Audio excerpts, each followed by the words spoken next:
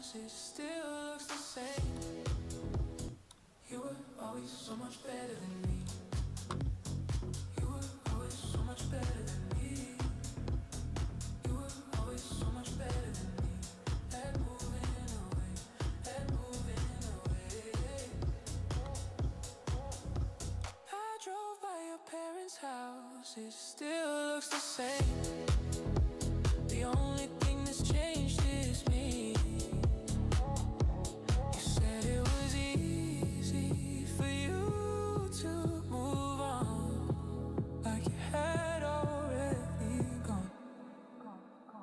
You were always so much better than me. You were always so much better than me. You were always so much better than me. At moving away, at moving away. I had always thought that you would stay. I never thought you'd move away. You were always better. You were always better. I had always thought that you would stay. I never thought you'd move away. You were always better. You were always better. You were always so much better than me. You were always so much better than me. You were always so much better than me. That moving away, that moving away. You were always so much better than me. You were always so much better than me. You were always so much better than me. That moving away, that moving away. You were always so much better than me. You were always so much better than me.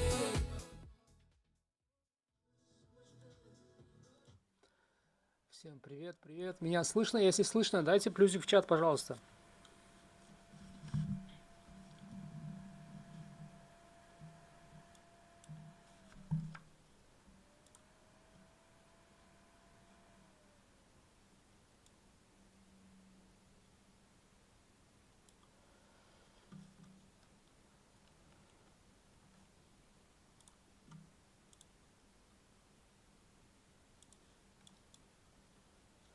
Отлично, есть связь, есть.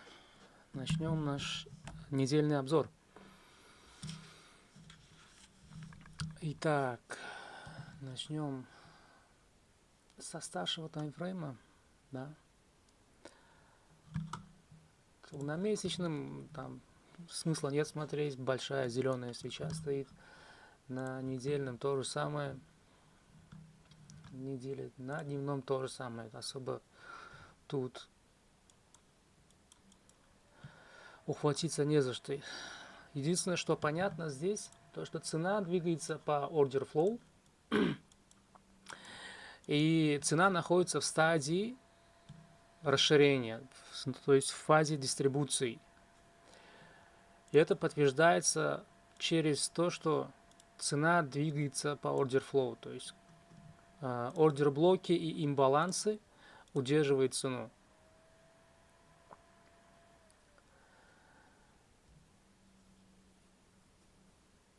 И внутри этой фазы вообще очень хорошо торговать. Прям это самая удобная фаза для торговли, потому что единственное, что нужно ловить откаты и таргетироваться на хаи. То есть вот здесь работает тот принцип, который многие говорят, RL и RL.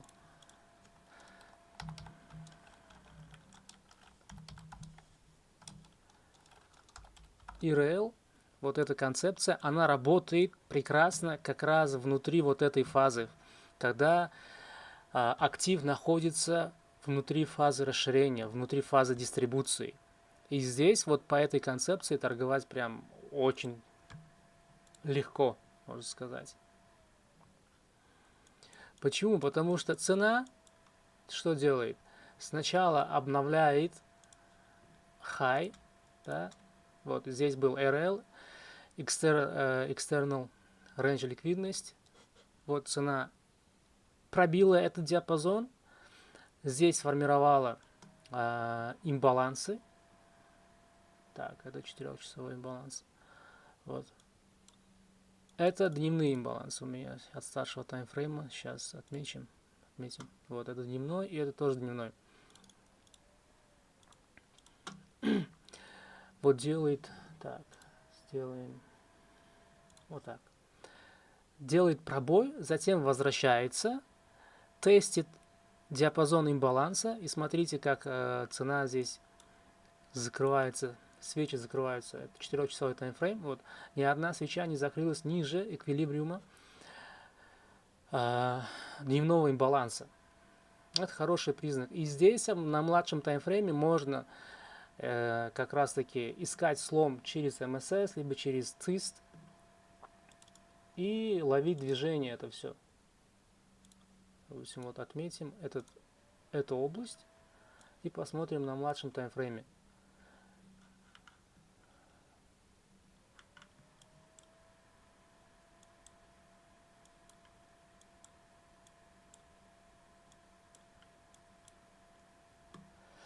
Вот смотрите, здесь на старшем таймфрейме лучше работать через слом структуры по ЦИСТ, а на младшем, на М5, на М3, на М1 через МСС. И смотрите, как цена здесь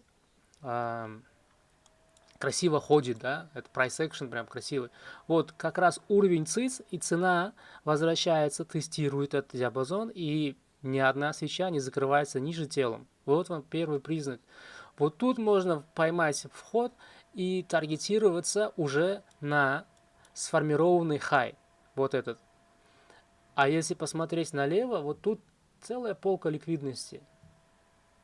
Таким образом здесь торгуется, здесь цена спустилась на ERL, Internal Range Liquidность, то есть на внутреннюю ликвидность, в диапазон внутренней ликвидности. Внутренняя ликвидность это в основном это имбалансы, несбалансированные диапазоны имбалансов. И цена всегда двигается таким образом, когда находится в фазе расширения. Вот такое зигзагообразное движение цена формирует. И что происходит внутри этого?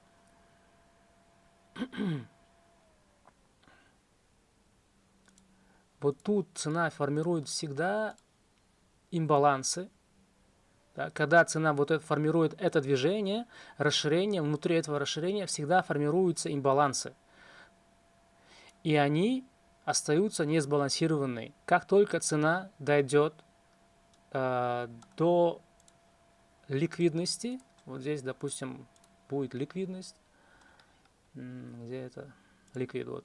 Ликвидность, заберет ее, затем это будет считаться захватом external range ликвидности, то есть внешней ликвидности. Все, что вот, допустим, структурно сейчас покажу вам, тут вот такое будет у вас.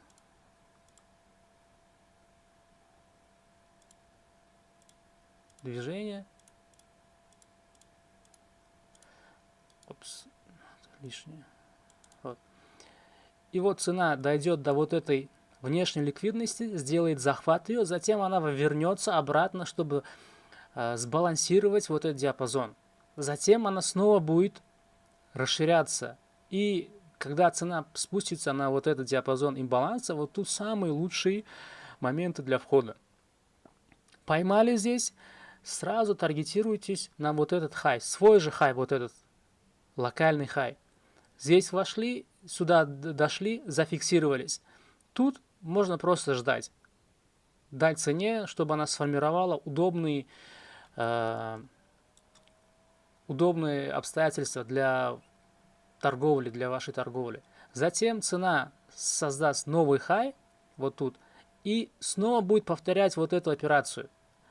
Также вот тут сформируется у вас имбаланс новый, затем цена вернется, протестирует, сделает балансировку этого диапазона и продолжит расширение. Это же движение мы сейчас можем увидеть вот здесь. Вот смотрите. Так, это давайте на больше старший таймфрейм перейдем.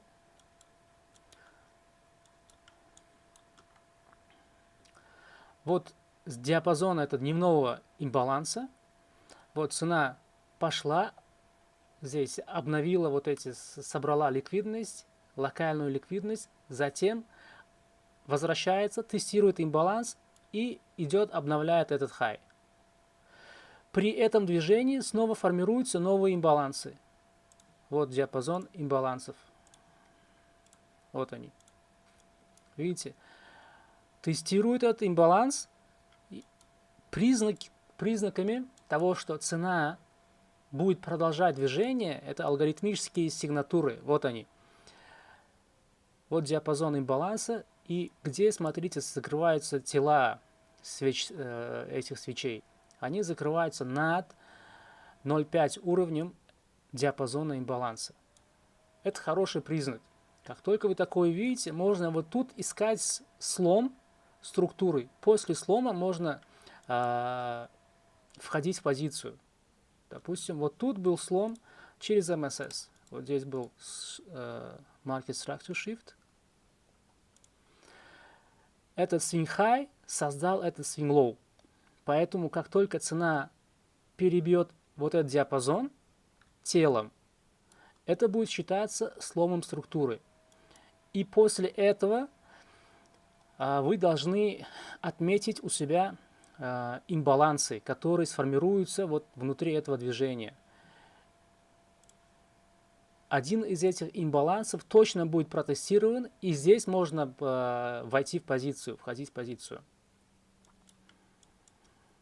Это самая элементарная модель ICT, которая называется модель 2022.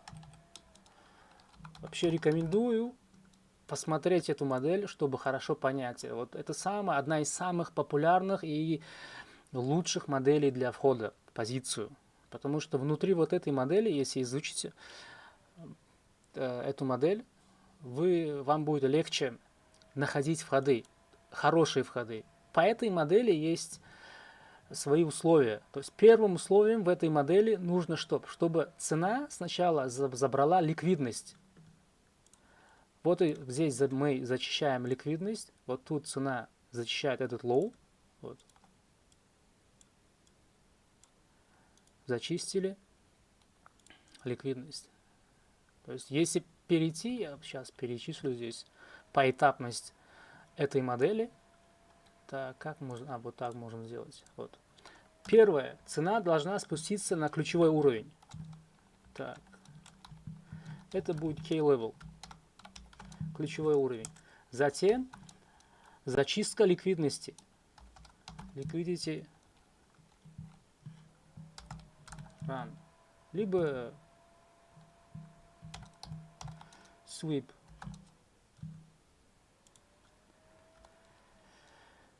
Liquidity run, liquidity sweep тоже имеют различия, но сейчас не буду зацикливаться на этом. Третье.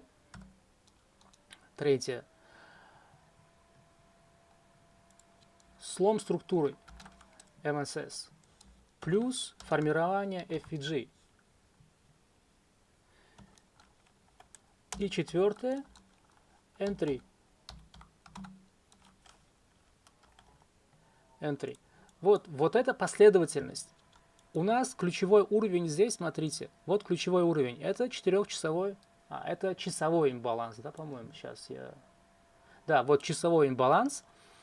Цена спустилась на ключевой уровень. Вот это K-level считается.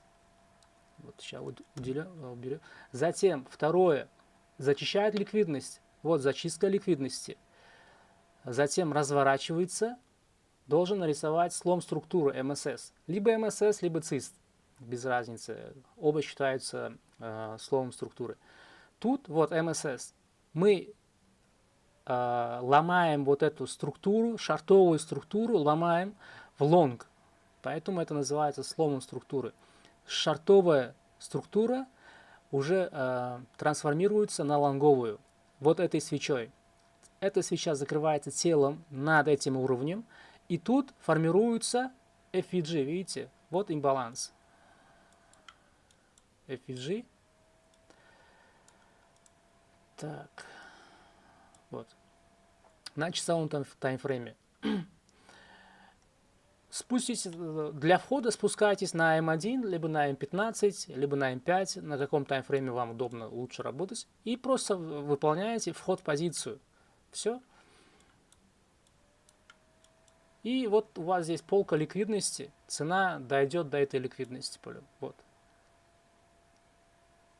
Вход здесь, здесь вышли. Вот первая ликвидность, это вот этот хай локальный, вот этот хай. Смотрите, снова повторяется этот цикл. Цена забирает эту ликвидность, затем опять делает откатное движение. Куда? Снова в диапазон имбаланса. Сейчас я вот это уберу на время. Вот тут снова формируется часовой FVG. Вот он. Цена спускается, тестирует этот диапазон. И дальше продолжает движение. И все тут повторяется всегда. Все тут, процесс повторяется. Перед входом, вот цена здесь зачистила вот ликвидность. Вот мы здесь зачистили ликвидность. Затем тут уже можно вот этот swing high взять, либо взять уровень циста. Вот этот цист. Вот был слом структуры. После слома сформировалась диапазон FVG имбаланса. И вот тут вход, и дальше вот это движение ваше. Таким образом, вот можно работать внутри фазы расширения. Так. Так.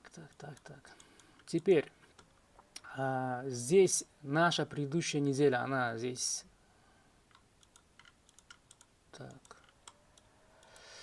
закрылась. На дневном таймфрейме мы видим то, что цена закрылась в бычьем направлении, сформировала очень много пой, то есть имбалансы, не протестированные имбалансы. Почему эти имбалансы не протестированы и не будут протестированы на новой неделе? Я об этом рассказывал в прошлом рекапе, потому что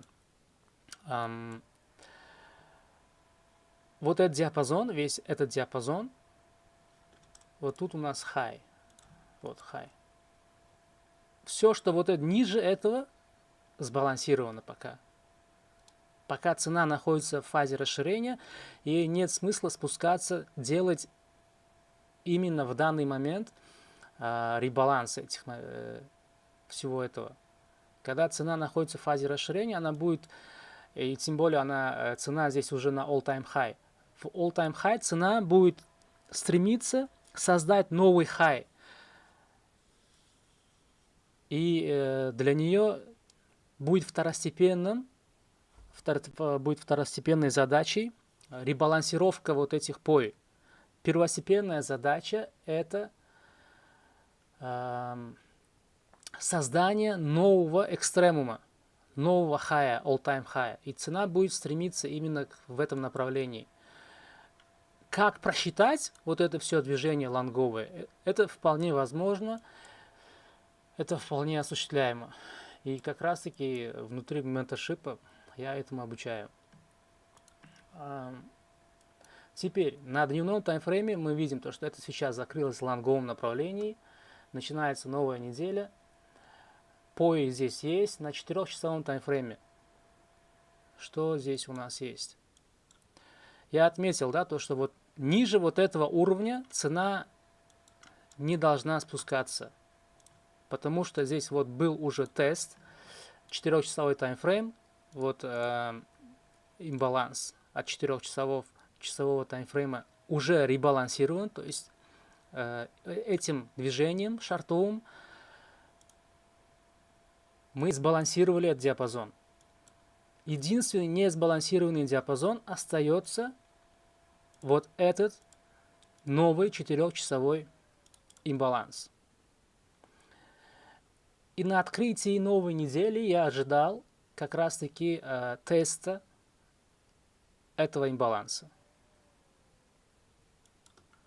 И затем продолжение лонгового движения.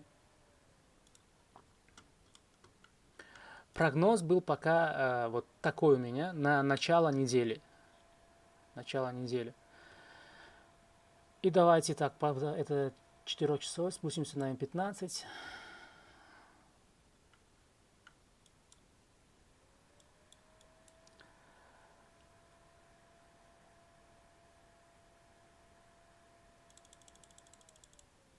И вот здесь открывается неделя с New Week Opening Gap, с большим здесь разрывом.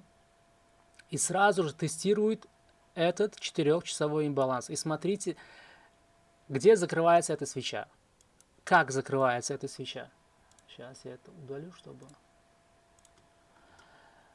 Видите, этот уровень, 0,5 уровень 4-часового имбаланса. И где она закрывается? Над этим уровнем. Это говорит о том, что все, цена сделала ребаланс. И дальше будет снова расширяться. Лонговое движение будет. Так, здесь это движение поймали. Мои студенты поймали это движение. Только, да, вот. Это Роман. Вот его сделка.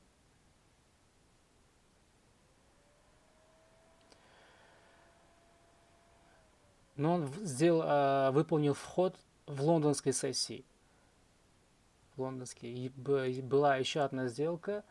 Это была сделка Hello. Fine, thank you. Так, где трейд чат? 20 нам нужно.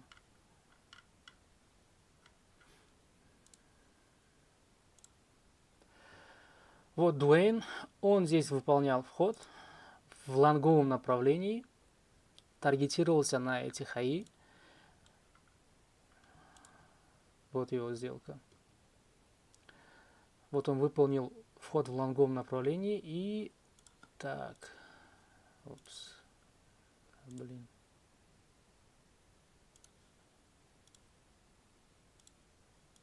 Вот.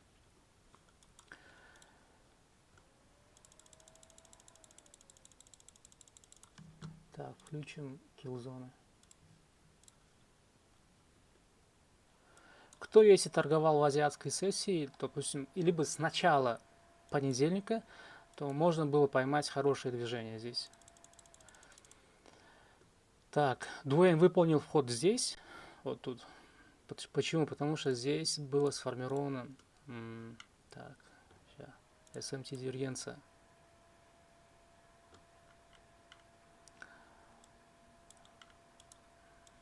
Так, это М15, М5. Вот здесь цена NASDAQ забирает sell side азиатской сессии, S&P 500 делает fail. Таким образом формируется у нас SMT дивергенция, и тут на младшем таймфрейме можно было поймать вход.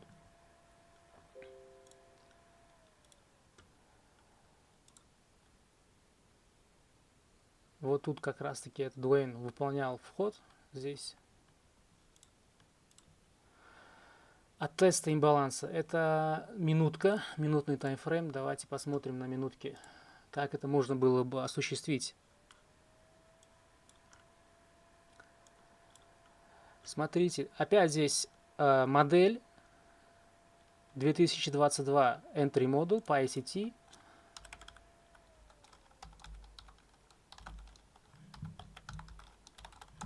Entry Model.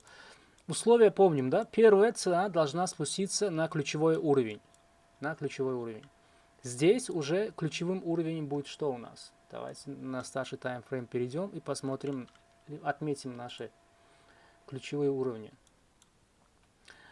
Тут, вот здесь, ключевым уровнем будет вот этот ордер-блок. Я отмечу тело этого ордер-блока. Вот. Просто тело. Вот. Цена спустилась на уровень этого ордер-блока. Вот как раз ключевой уровень, значит, у нас есть 15-минутный ордер-блок, у нас является ключевым уровнем. Теперь второе условие должно было снятие ликвидности было. Вот цена здесь снимает ликвидность азиатской сессии. Затем слом структуры мы должны были увидеть по условиям этим, да? Либо цист, либо слом через цист. Вот эта серия свечей, вот это медвежьи свечи, которые сняли ликвидность. Вот ликвидность, вот она.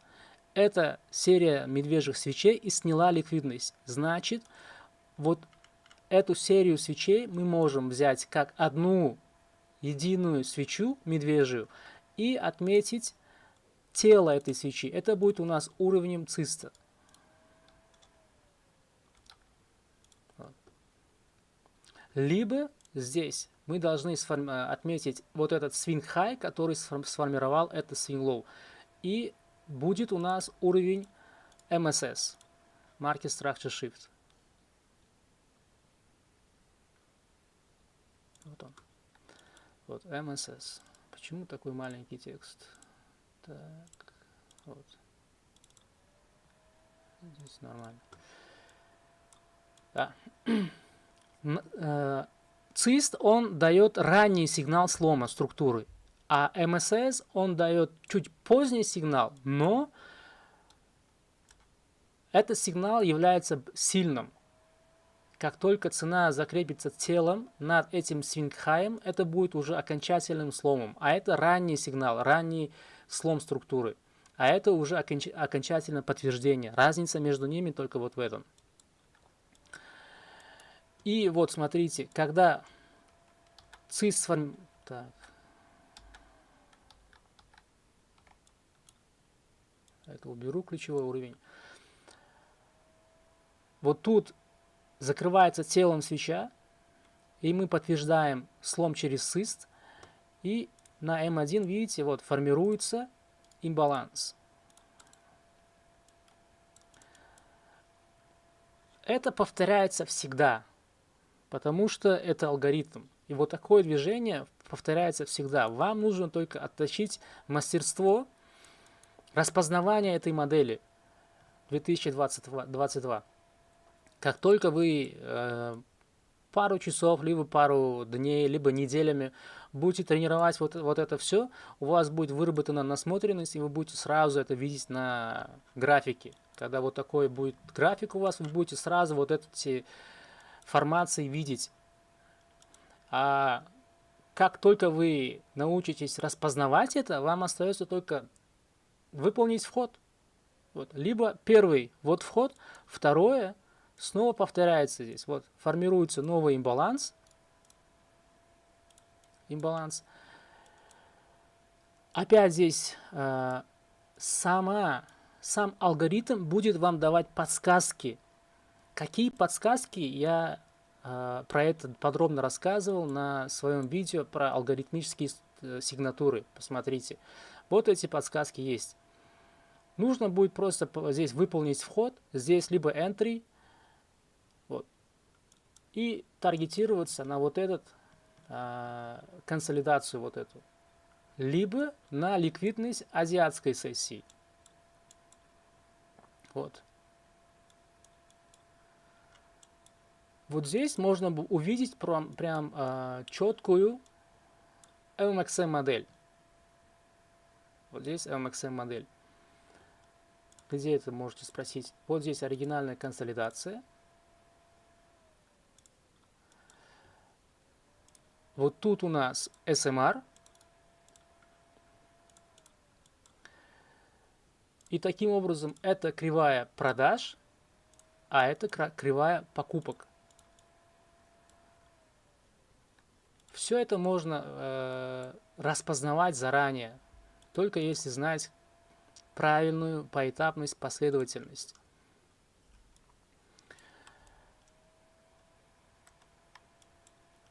И если, допустим, вот смотрите, я покажу вам с самого начала в play, да, вот формируется у вас вот здесь все такое движение. с самого начала, чтобы выработать насмотренность, либо как вообще делать бэктест на это. Вот в первую очередь мы должны отметить ключевой уровень K-level. У нас K-level это ордер блок от 15 минут. Вот. 15-минутный ордер блок. Цена спускается, здесь формируется SMT дивергенция. SMT. Снимаем ликвидность. Как только это все будет у вас уже сформировано, вам нужно теперь наблюдать, дадут ли вам слом структуры. Нарисуется ли у вас на графике слом. Либо через цист, вот у нас уровень цист, либо через МСС. И вы смотрите, вот цена идет, она поднялась выше уровня циста и закрылась тут. Ага, значит первый признак слома есть у нас. Отмечаете имбалансы. Вот это имбаланс. И еще нижний. И либо ставите просто лимитку. Можно так делать. Вот.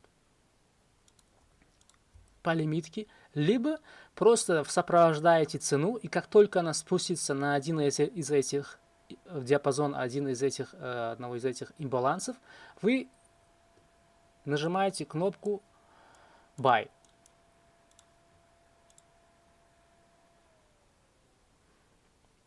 И все. И дальше сопровождаете цену. Здесь вот смотрите, когда цена спускалась вниз к этому ключевому уровню, она уже сформировала тут ликвидность в виде low resistance ликвидности. Вот это все считается, вот это все low resistance ликвидность.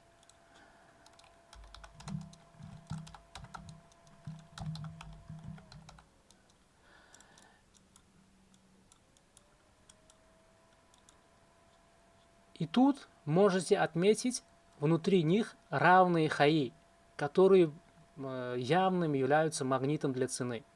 Равные хаи вот тут имеются, потом вот тут имеются. Так что можно разделить свою позицию на части. Здесь можно закрыться. Допустим, 25% можете закрыть здесь. Затем тут закрыть 50%. И оставить 25% на вот этот хай. Почему этот хай, на этот хай 25? Потому что он является протектедом. Он здесь зачищал ликвидность. Поэтому иногда цена может даже развернуться, просто дойдя до этого уровня. А вот это все цена зачистит.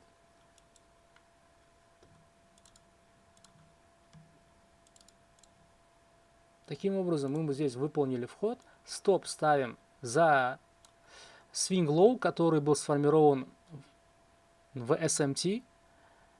Первый тег сюда, второй сюда. 1 к 2, 1 к 3. Здесь есть у вас уже сделка. Вот можем сделать так.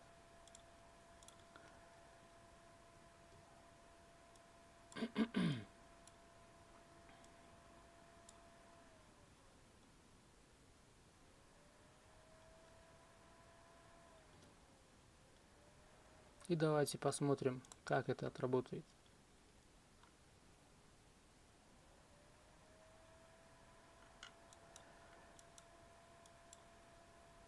Вот тут можно было дополнить позицию. Как только цена войдет в фазу расширения, она будет работать по правилам order flow.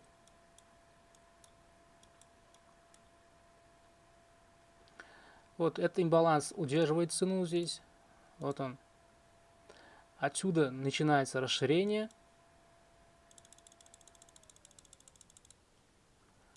Затем вот этот ордер блок. Внутри ордер флоу цена всегда будет отталкиваться либо от имбалансов, либо от ордер блока. Вам нужно просто будет посмотреть реакцию цены на эти уровни, на ордер блок и на имбаланс. И все. И уже выполнить можно будет вход от этих уровней. Таким образом можно торговать по ICT очень легко, очень просто. Ничего сложного нет. Окей. Здесь был выполнен вход у Дуэйна. Вот. Это мой студент из США, американец. Он прошел курс обучения и вот торгует сейчас. Так, я торговал в нью-йоркской сессии здесь. Так, сейчас перейдем на М15, прокрутим до нью-йоркской сессии. Так, 9:30 где-то. Вот он. До этого момента.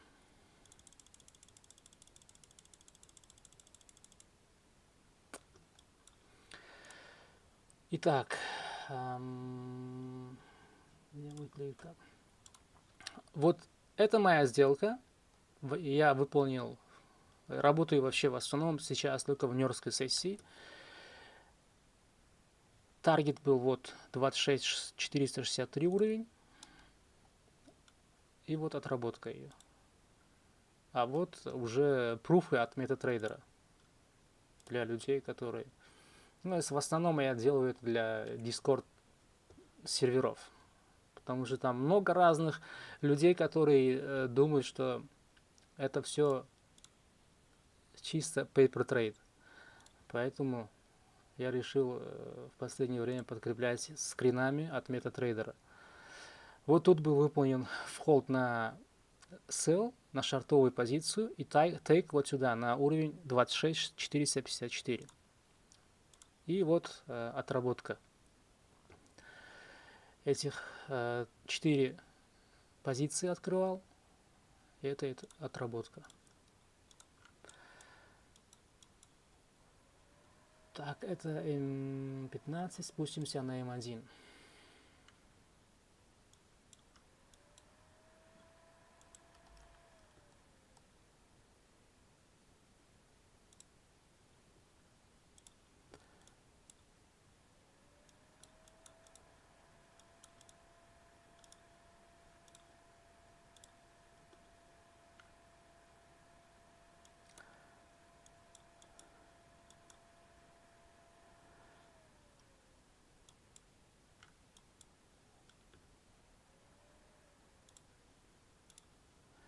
Так, таймфрейм здесь, видите, М1. Вот, таймфрейм М1. Вход был выполнен вот здесь.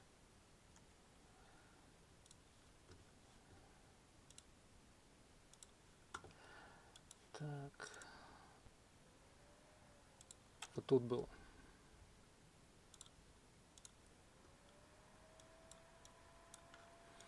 Почему я здесь искал шортовую позицию? Потому что здесь уже было видно, анализ был сделан мною на основе профилинга, дневных профилей, поэтому было очевидно, что цена уже будет двигаться в шортовом направлении для меня. Если кто-то хочет, кто-то не знает, что такое профилинг, в концепции ICT есть такая тема, профилинг, когда дневные движения, они разделяются по профилям. И можно читать заранее на основе price action, ценового движения, куда будет двигаться дальше цена. Профилинг именно заточен на это. Здесь я уже понял на основе этого анализа, что цена здесь будет уже в нью-йоркской сессии двигаться в шортовом направлении, поэтому я здесь выполнил вход в шорт. Цель, вот этот ликвидность 24, так, 26 463 уровень. Sell side лондонской сессии. Тейк был сюда выставлен.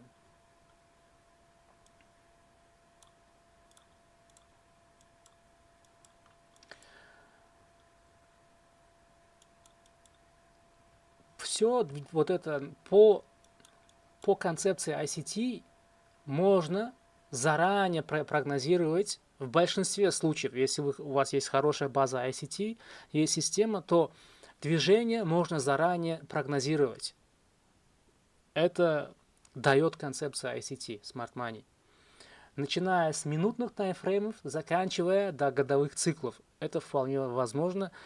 И именно этому я обучаю своих студентов. То есть несколько разных методов анализа, по которым это делается.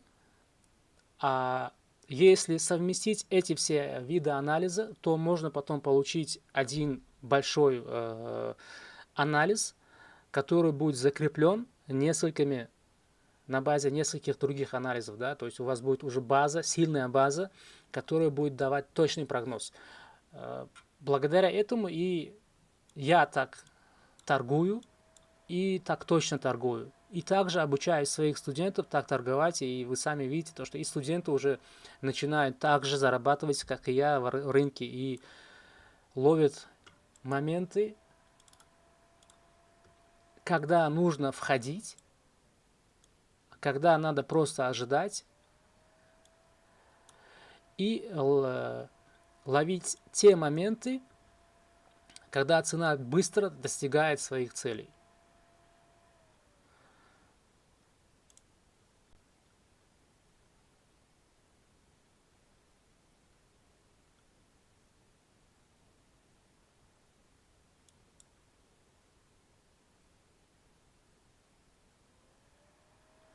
Привет, привет.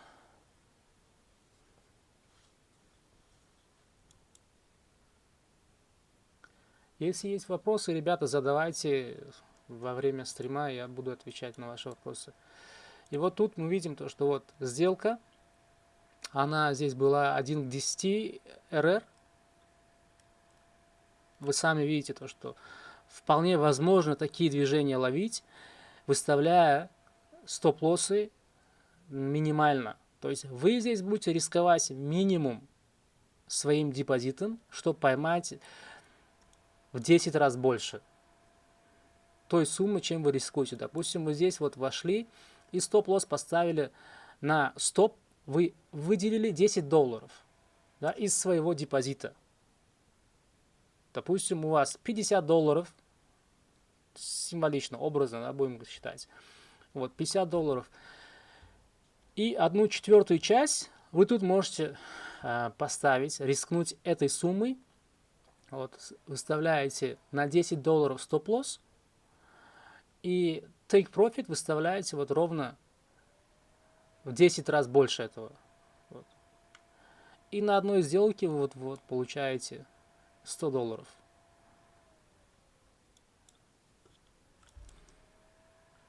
Это звучит, конечно, если вы расскажете кому-то другому, да, для большинства других трейдеров это будет звучить нереально, невозможно, что так торговать вообще это просто сказки. Но большинство, кто, допустим, наблюдает за моими трейдами, кто состоит у меня в телеграм-канале, и большинство моих студентов нынешних, они также думали раньше, что это невозможно. А сейчас они сами так же торгуют, как и я. И они убедились, что это вполне возможно, вполне это осуществляемо. И вы сами видите, вот, что это можно сделать. Вот эти сделки. Таким образом мы поймали это движение понедельника. И на этом закрыли сделку, больше не торговал. Так, в понедельник здесь. Вот Роман торговал, Дуэйн и я. Сделку Романа мы увидели. Вот он выполнил вход после сессии, лондонской сессии, когда образовался SMT между 90-минутными циклами. Вот тут он выполнил вход, и таргет был выставлен на 5-минутный баланс вот здесь. Вот здесь он подкрепил с отчетом MetaTrader, вот его входы. Я не знаю, здесь видно будет вам, нет.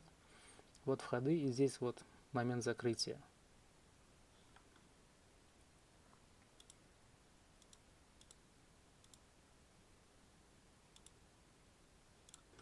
Окей, дальше двигаемся. Значит, понедельник мы отторговали.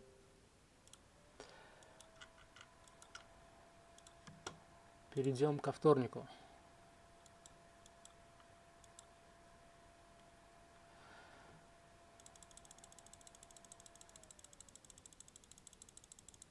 Стоп.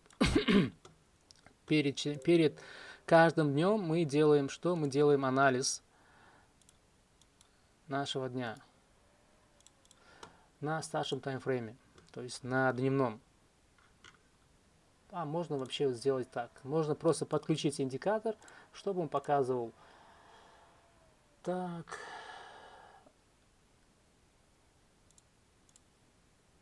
Так, вот он.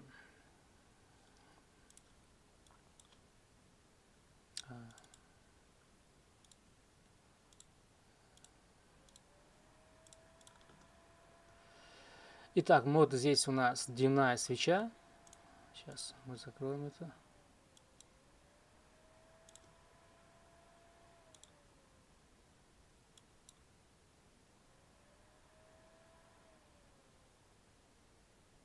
Да, вот она. Вот эта свеча. Она еще находится внутри пятницы. Видите? Вот здесь рейндж пятницы.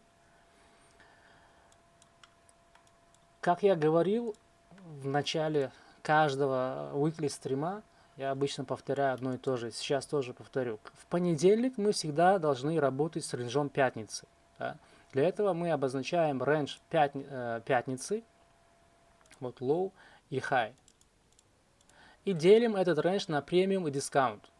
Вот здесь цена находилась в премиуме. Да. Для продолжения движения цена должна опуститься куда? В дискаунт. И здесь оттолкнуться от POI какого-то, от старшего таймфрейма. Если мы такое увидим, то можем дальше работать уже в лонговом направлении. И здесь мы отмечали, да, то, что у нас был 4-часовой имбаланс, который был сформирован вот в пятницу, вот этот диапазон. Вот. И цена здесь получила реакцию и развернулась. Значит, цена все еще находится в стадии расширения, и никакого разворота пока здесь ожидать не стоило.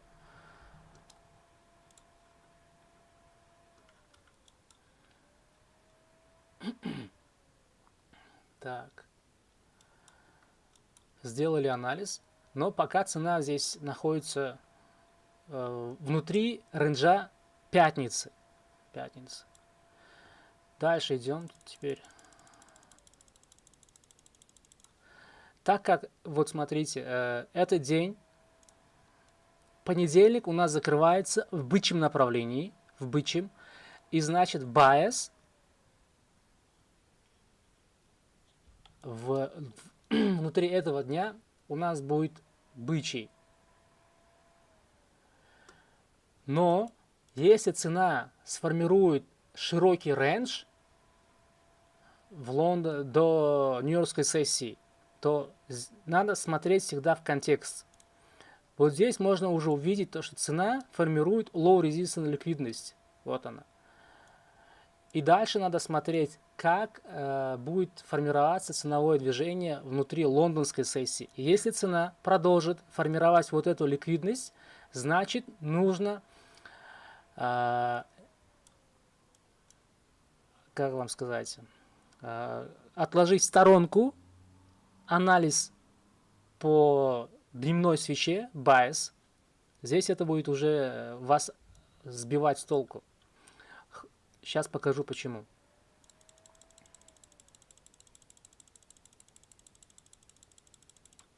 Так, 8.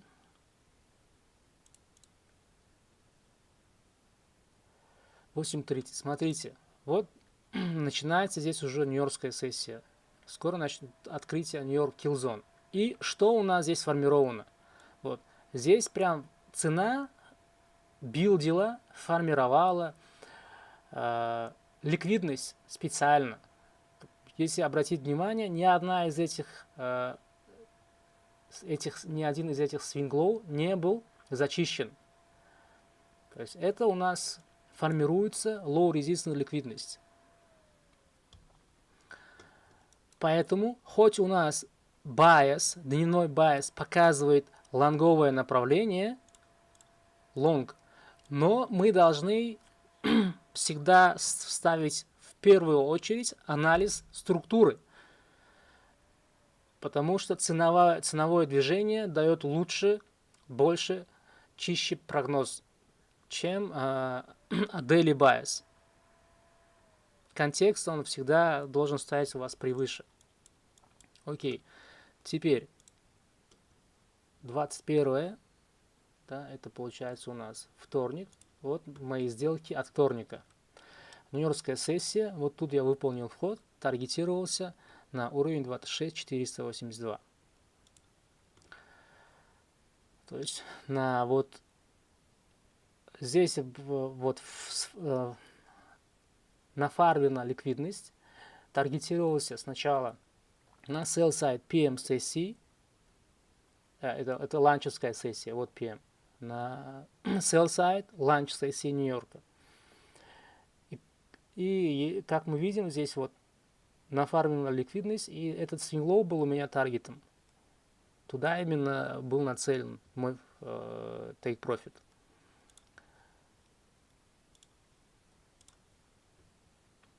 Вот моя позиция, где я входил, и вот 26480 уровень take profit. И вот этот отчет от моего брокера, сколько я заработал. Окей, давайте посмотрим теперь, как это было, как это можно было поймать в нью-йоркской сессии. Так, спустимся на M1 для этого.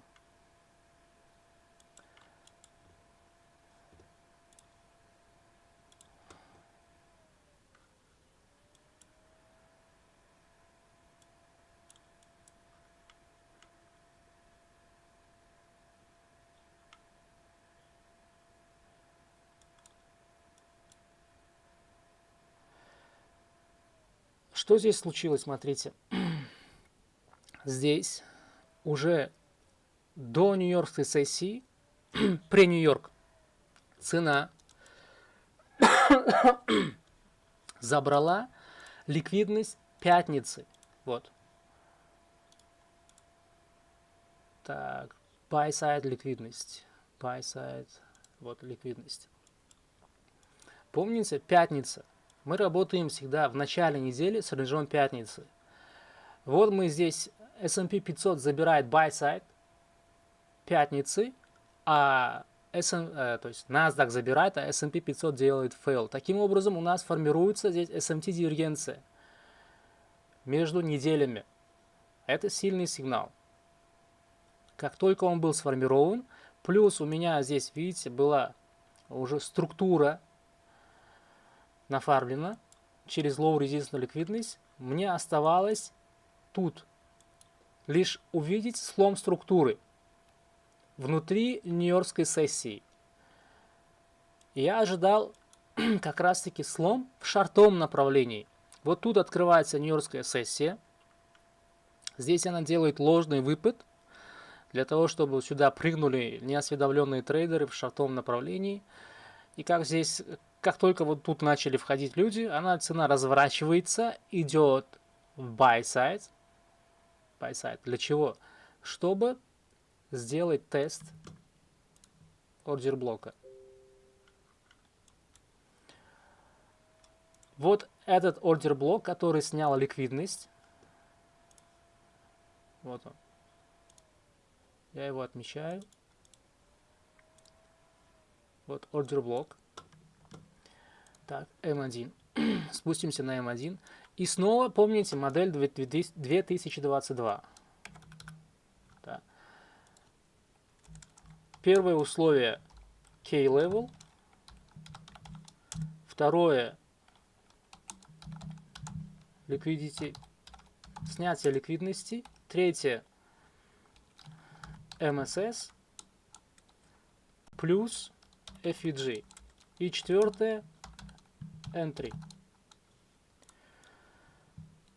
Вот. Все, что нужно нам здесь увидеть. Первое, вот K-level, ордер блок от 15-минутного таймфрейма. Цена приходит, заходит внутрь этого диапазона, затем отталкивается, и что у нас здесь формируется, да? Вот у нас здесь MSS.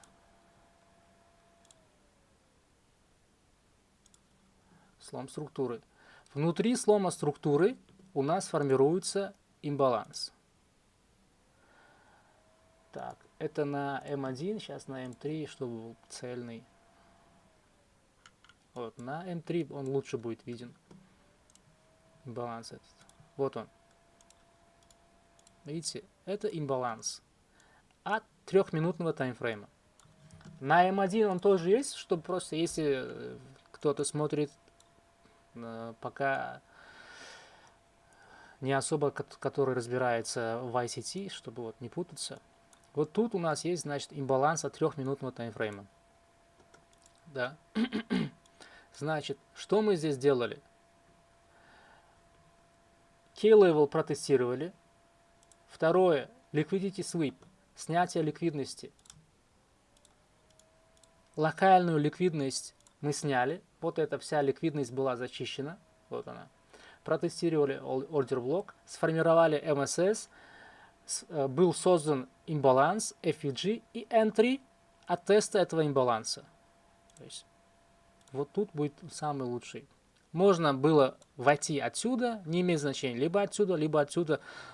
Как только цена сделает тест этого имбаланса, можно выполнить вход.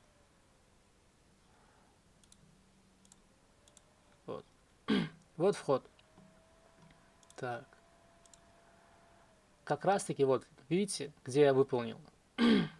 Именно отсюда.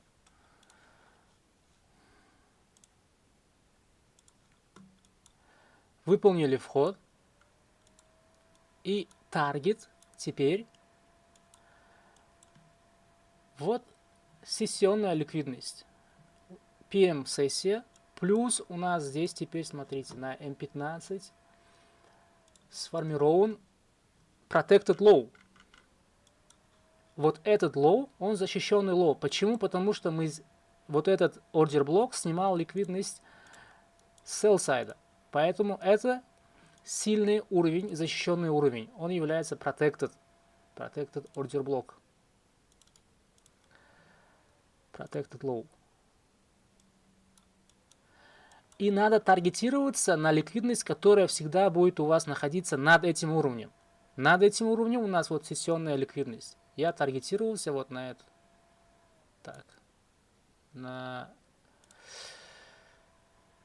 sell side, launch сессии.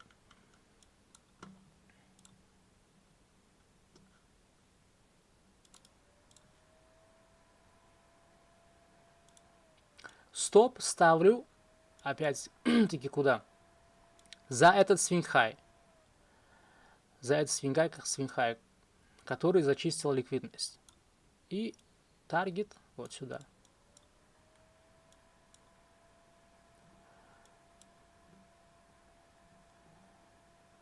И смотрим отработку.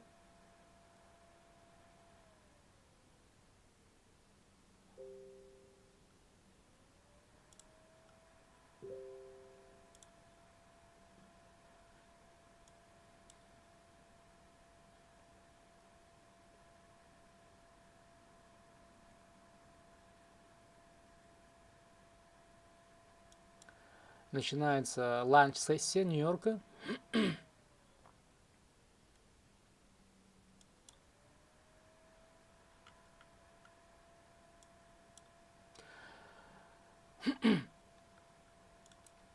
Вообще, здесь можно было как работать, чтобы подстраховаться, да? Вот тут мы достигли своей цели. Здесь можно было разделить даже позиции, закрываться частично. Как только цена достигла бы сессионной ликвидности, вот sell side, PM сессии, можно было закрыться. Вот тут видите, первое. И потом цена сделала откат. Если кто-то наблюдает за моими стримами, я однажды в одном из моих стримов говорил, что как только цена забирает ключевую ликвидность, а ключевой ликвидностью может быть previous day low, high, то есть дневная ликвидность, сессионная ликвидность и ликвидность недель, то есть недельный week low, week high и 4-часовые. Вот тут, смотрите, цена достигла сессионной ликвидности, и как только цена вот достигает таких уровней, она обычно всегда делает разворот. Снимает ликвидность и сразу делает откатное движение. Она, вот, потому что здесь достигла локально своей цели, сделала разворот, откатное движение, и дальше двигается по order flow. Вот тут можно было поймать еще одно движение. И вот мы здесь достигли своей цели. Так. И заработали вот $1100. Тут Роман снова также работал по той же логике, но он на евро USD это сделал. Он не на NASDAQ, на евро USD. Вот. И поймал довольно-таки длинное движение. Очень хорошее. Здесь был вход у него, затем тут добавился. Это евро-доллар. Форекс.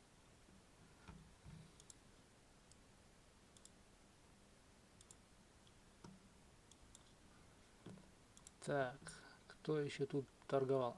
Еще и Павел. Вот. Павел тоже выполнил вход. Вот его здесь был прогноз. Сначала цена должна пойти к таргету. Здесь у него часовой rejection блок. Вот отмечает он. И отсюда цена должна была оттолкнуться в лонговом направлении. Если посмотреть ценовое движение, которое было здесь внутри этого дня, как раз такое и случилось. Цена спустилась сначала. Сейчас на М15. Это мы можем удалить.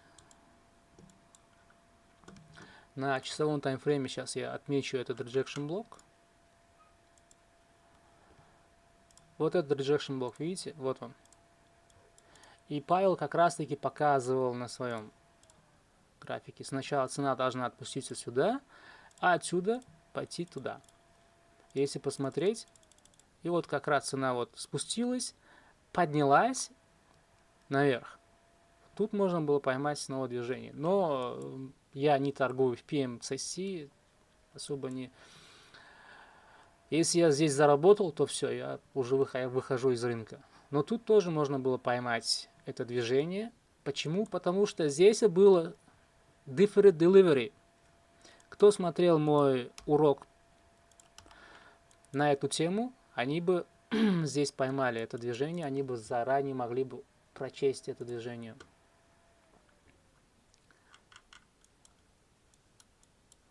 Так, фьючи. Почему это на фьючах? Делаем вот так. Capital.com. Час. Так. И вот, смотрите. Вот здесь самый классический пример deferred delivery. То есть отложенные доставки. Почему? Потому что цена вот спускается, доходит до вот rejection блока. Затем здесь формируется rejection свеча. Начинается обратное движение, которое всегда нацелено на ликвидность.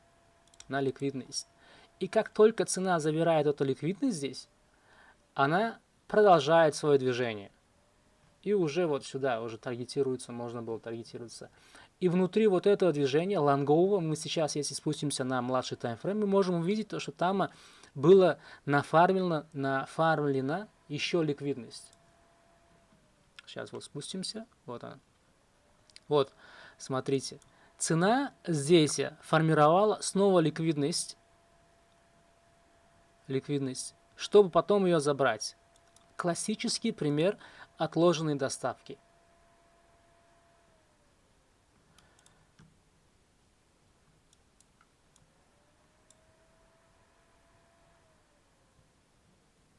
Так, здесь еще. Вот внутри этого движения, вот кто вот здесь входил, ну, обычно, сейчас покажу, вот смотрите, сделаем так, и на M15 у нас тут будет ключевой уровень. Вот, этот rejection блок, вот он.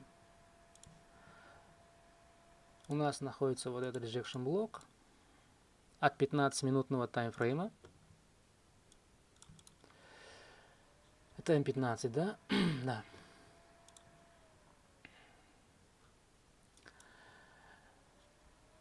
И многие думали, что вот тут цена сделала откатное движение, и дальше начнется шортовое движение. Потому что вот здесь находится... это мы уже поглотили. Здесь этот high могли взять за protected high. Потому что была зачистка здесь ликвидности. И этот rejection блок некоторые приняли за protected и отсюда находили, то есть искали вход в шорты. На M1, в принципе, такая реакция и была. Если посмотреть, вот, отклонили цену. И смотрите. Так, это M1, да. Вот, это, на первый взгляд, может казаться, будто бы это displacement candles. Внутри displacement candles формируется имбаланс. Вот он. И цена здесь получает реакцию от этого имбаланса. Тут многие зашли в шортовом направлении, но поймали стоп. Потому что, если не знать концепцию отложенной доставки, то стопы обеспечены. Затем, тут тоже кто-то, может, вошел в шортовом направлении. Думаю, что все, уже разворот, вот это все, разворотная модель, думали. Но нет, незнание этой модели отложенной доставки обеспечивает вас стопами.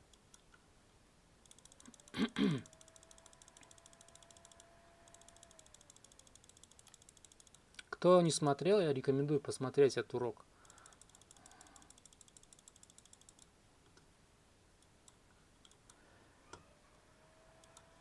И еще один момент я часто повторял на своих стримах, то что если внутри rejection блока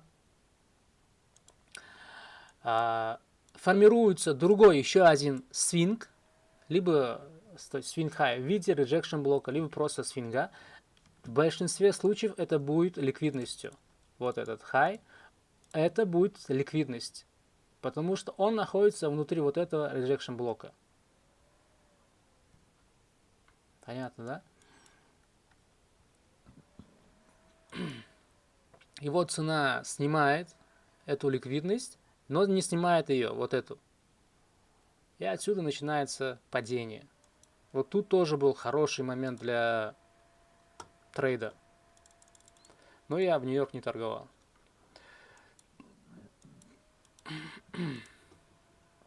И таким образом, смотрите, здесь уже день у нас заканчивается. Так, затем начинается новый день. Вот. И мы должны делать анализ всегда по состоянию дневной свечи. Что мы получили здесь? Вот дневная свеча.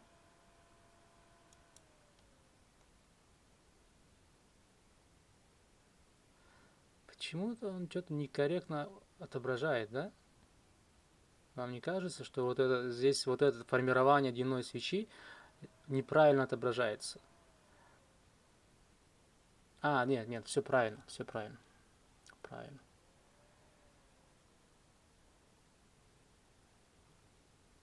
Вот же лоу. Начало дня. Здесь нет еще. Так, что мы видим здесь на S&P 500? Так, а на фьючерсах S&P 500? А на фьючерсах мы сняли, да, этот лоу? Да, вот. На фьючах обращайте внимание всегда на вот такие моменты, ребята. Хоть вы торгуете на чартах от брокера, но всегда надо держать один глаз на фьючах, на оригинальных вот этих фьючерсах. Потому что здесь будет реальное движение цены. Здесь, на других, Capital.com это брокерский график, брокерские отчеты. Другие тоже. Всегда надо, как вам сказать, в приоритете держать фьючерсы. На фьючерсах мы сняли лоу понедельника. Хоть здесь не видно, но если мы спустимся на младший таймфрейм, то чуть-чуть будет вот закол, и этот закол был снятием ликвидности понедельника. То есть, значит, есть снятие понедельника, да? И тем самым здесь формируется у нас SMT-дивергенция. И теперь, если делать анализ теперь по квартальной теории и сверяться и квартальную теорию накладывать на недельные профили, профильник недельный, что мы здесь получаем? Получаем, что у нас понедельник был аккумуляционным днем, потому что он находился внутри рейнджа пятницы. Во вторник у нас происходит манипуляция через Double Purge. Да? Студенты мои, еще раз момент, вспомните урок, тему Double Purge. То есть двойная зачистка. Двойная зачистка. Здесь происходит PO3 через Double Purge. Что вы, если еще кто-то забыл, еще раз посмотрите урок. То есть Double Purge.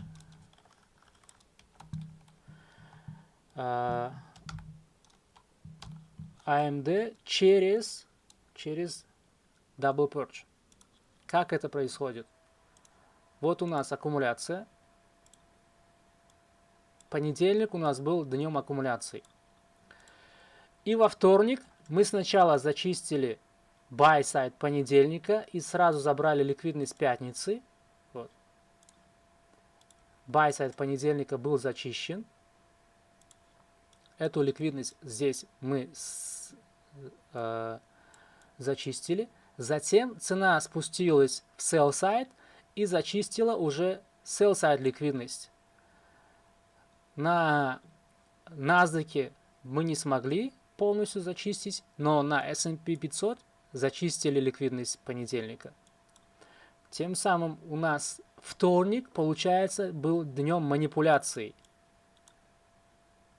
Если это была манипуляция через Double Purge, учитывая контекст, общий контекст от старшего таймфрейма, то, что цена находится в фазе дистрибуции, то манипуляция, хоть здесь первая зачистка была с buy-сайда, но истинная манипуляция считается вот эта нижняя зачистка, потому что это соответствует контексту от старшего таймфрейма.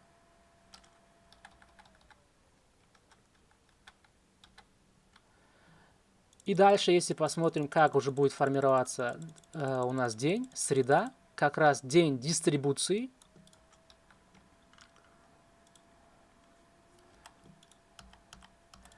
В этот день я не смог поймать удобный момент для входа в нью-йоркской сессии, но удобный момент был в лондонской сессии был сформирован. Здесь в этот день я не торговал, и студенты тоже не торговали, потому что, сейчас я объясню, почему. Потому что, поэтому.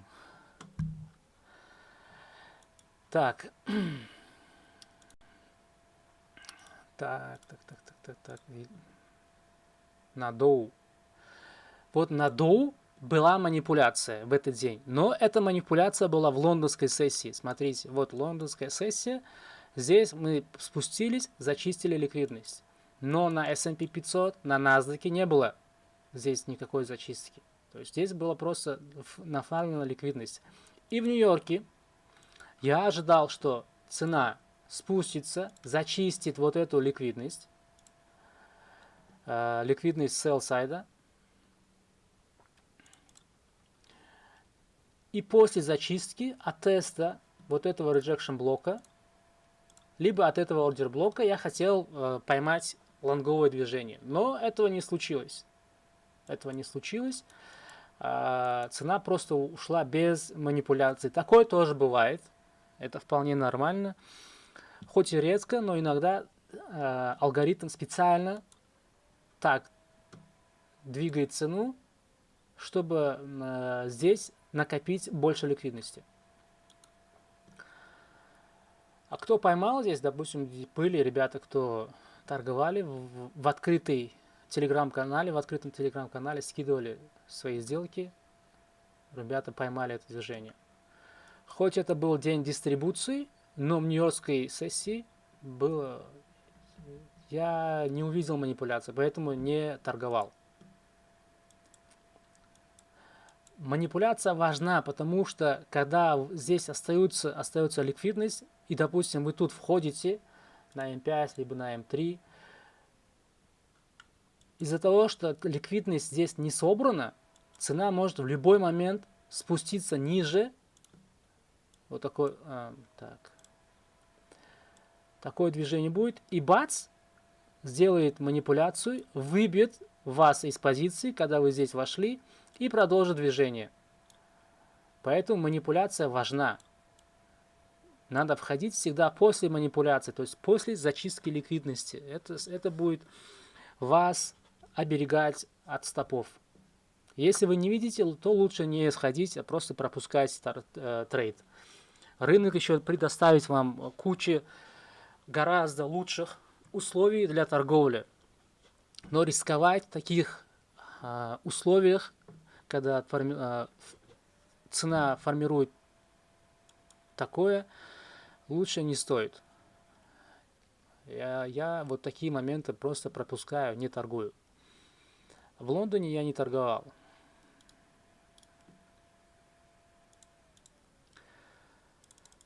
Окей, дальше.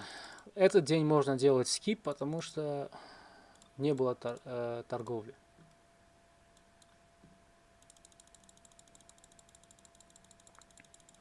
Но это был день расширения. Вот. Здесь можно было поймать хорошее движение. Но в Лондоне. Но кто зашел в лондонской сессии?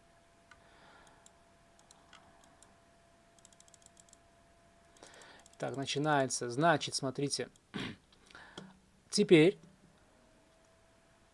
начинается у нас четверг. Четверг, это среда была. Четверг начинается с большим откатом в диапазон среды.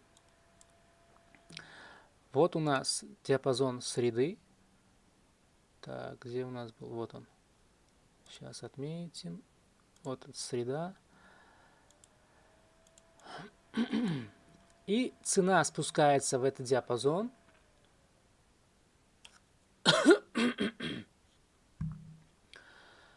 Так. Здесь тестирует 15-минутный вот имбаланс. Есть 15-минутный имбаланс, и можно отметить вот этот ордер блок, который снимал ликвидность. Это тоже важный уровень.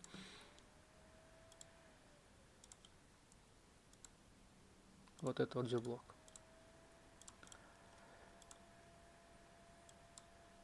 Вот. Делает ребаланс этого, ребалансировку, то есть балансирует этот диапазон.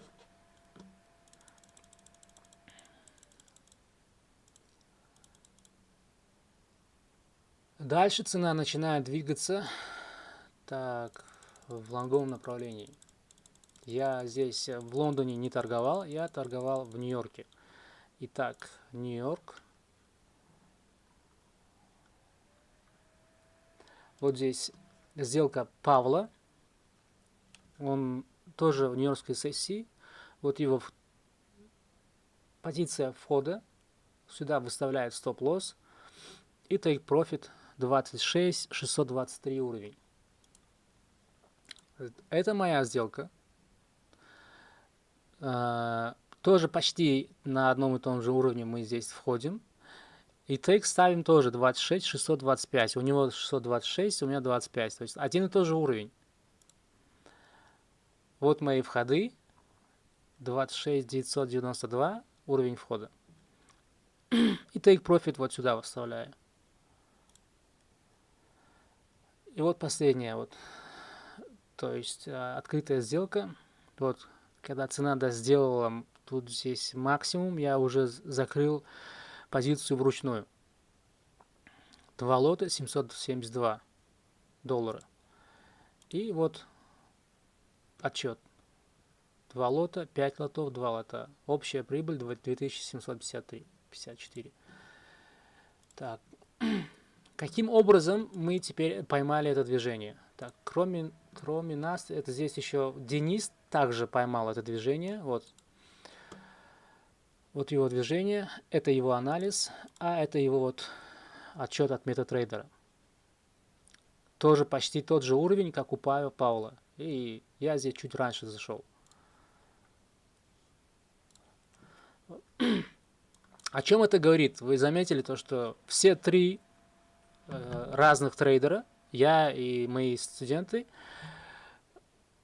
у всех почти один и тот же диапазон входа, и тейки одни и те же. Это говорит о чем? О том, что когда есть одна система, торговая система, то все торгуют почти так же и зарабатывают так же. Вот. Это отличный показатель того, что менторшип дает свои результаты, и студенты зарабатывают уже на базе этих знаний, которые они получили после прохождения курса обучения у меня. Так. Что было здесь триггером для входа? Здесь триггером для входа было у меня, я здесь работал через снова концепцию Double Purge. Первое. Второе, уже по IBDA Lookback. IBDA Lookback.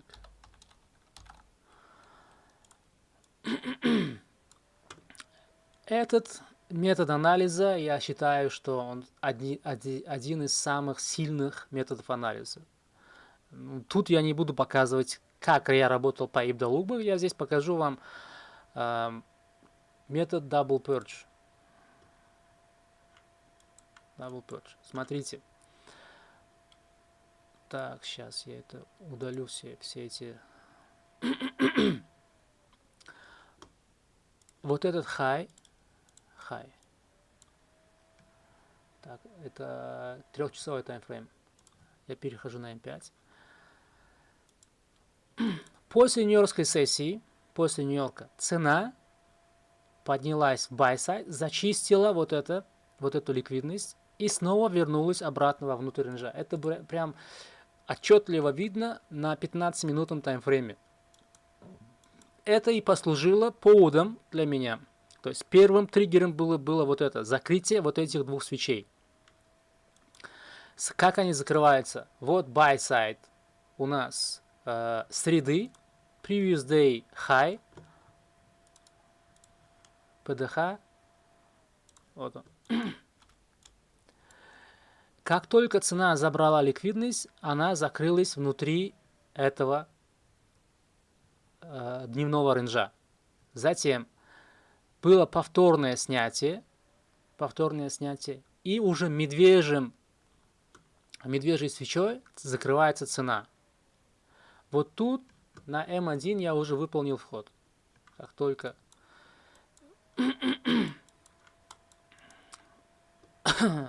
так, это было М1.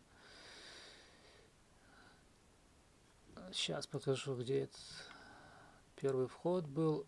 26 992 уровень. 26 992. 26 992. Вот он, этот уровень. Вот здесь я выполнил вход.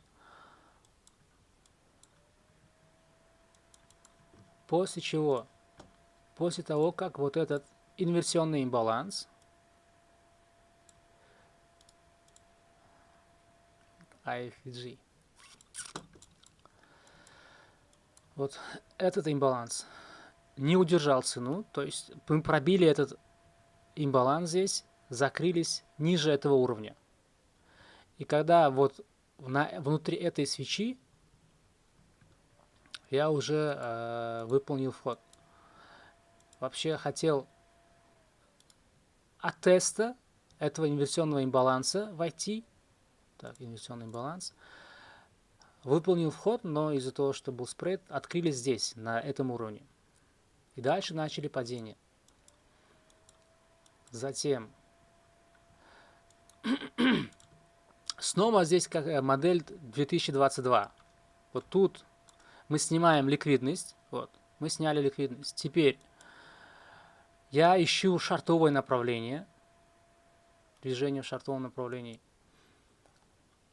И здесь, вот смотрите, вот это уровень слома через МСС. Так, где МСС? Вот, слом через МСС. Внутри этого движения вот формируется имбаланс. Вот он. Вот. Цена делает смещение, возвращается на этот диапазон имбаланса и затем падает.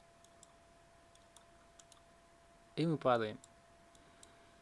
И тут вот можно было отсюда, вот смотрите. Бам. Открываем позицию в шорт. Либо можно поставить лимитку. Окей, здесь я поймал позицию для входа, да? Куда здесь нацеливаться? Возникает вопрос. Первый таргет у нас вот этот. Сессионная ликвидность Азии. Ликвидность Азии. Затем, если посмотреть налево, вот тут прям тоже нафармлена ликвидность. Сильная ликвидность. Сессионная ликвидность тоже. Теперь на H3. Если перейдем, тут уже внимание для моих студентов. Вот. Как только мы забрали этот хай, закрылись внутри этого рейнджа, мы должны посмотреть, откуда началось вот это все движение, которое привело цену на этот хай. Где началось? То есть нам нужно увидеть начало этого движения. Начало всегда у нас от медвежьего. Если у нас бычья структура, мы должны смотреть на первую свечу, медвежью свечу, противоположную свечу этому направлению. Вот у нас медвежья свеча. Я ее отмечу сейчас. Оп, вот она. Медвежья свеча. Спустимся на М15. Так. Значит, вот она здесь. И надо таргетироваться на sell side этой свечи. А sell side этой свечи будет как раз таки вот этот уровень. 26 615, да? Давайте посмотрим. Вот куда выставлен take profit? 26 617 у меня. Ну, приблизительно этот уровень у меня вот. Вот он. Вот сюда был выставлен. Окей, выставляем свой тейк сюда. Поняли, да, логику, почему я таргетировался сюда? Потому что здесь было начало вот этого движения. Вот этого хая. Мы сняли buy side ликвидность. Теперь таргетируемся на sell side сторону. Короткая позиция.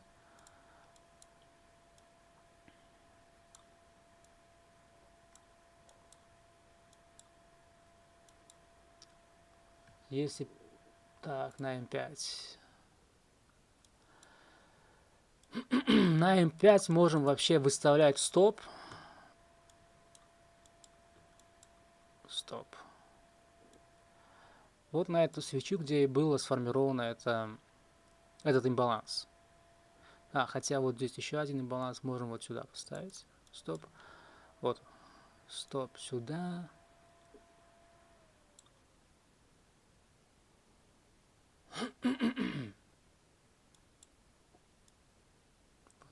Так.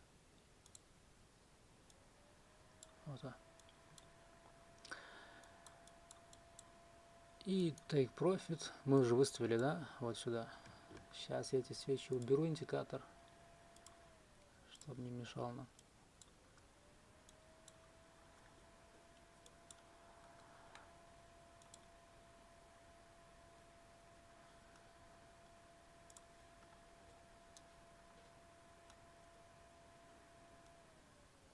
И смотрите, довольно-таки очень быстро, за короткое время мы сразу достигли этого таргета и получили свои прибыли 2750 баксов.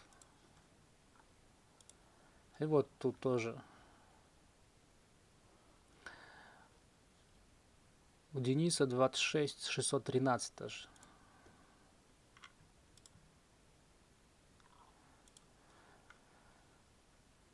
Вот таким вот образом поймали движение, которое равно по RR 1 к 12.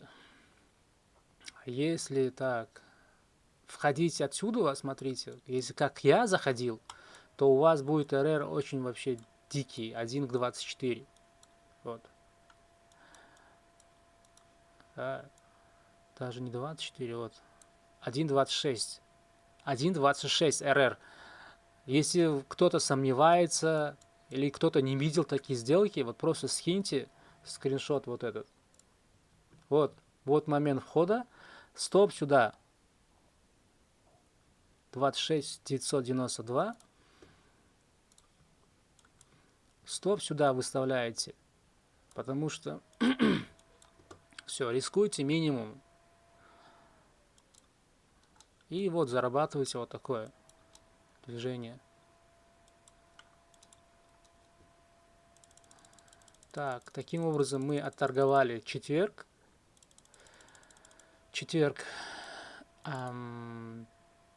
Так, объект рисования.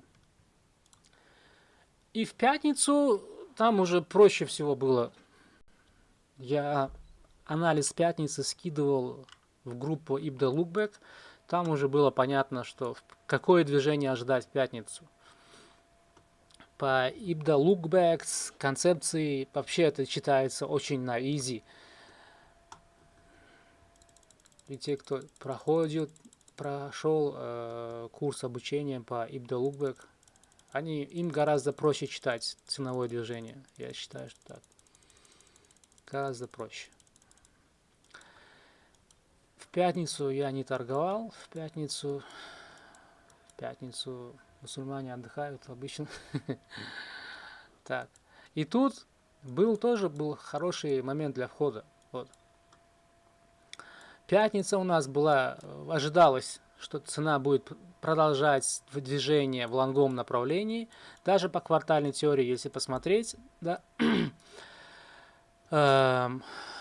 значит, у нас была аккумуляция, манипуляция, дистрибуция.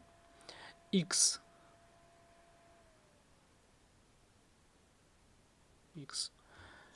В пятницу, смотрите, в X мы сделали либо откат, либо X вообще день, это либо откат, либо полный разворот.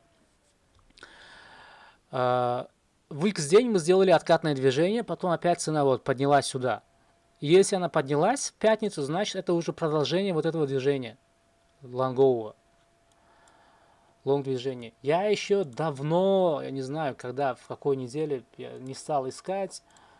Кто смотрел, кто смотрит каждый выпуск Weekly Recap, я говорил прогноз, вот такой вот делал прогноз. Так, вот measuring, да, то есть take profit уровень 1. Вот мы сюда должны прийти. И второй уровень это вот сюда. Take profit мы вот в этой неделе мы забрали этот уровень. Затем, если делать анализ по STDV отклонениям, я беру от уровня CIST. Вот мы как раз достигли диапазона 2-2,5. Привет, Женя, спасибо.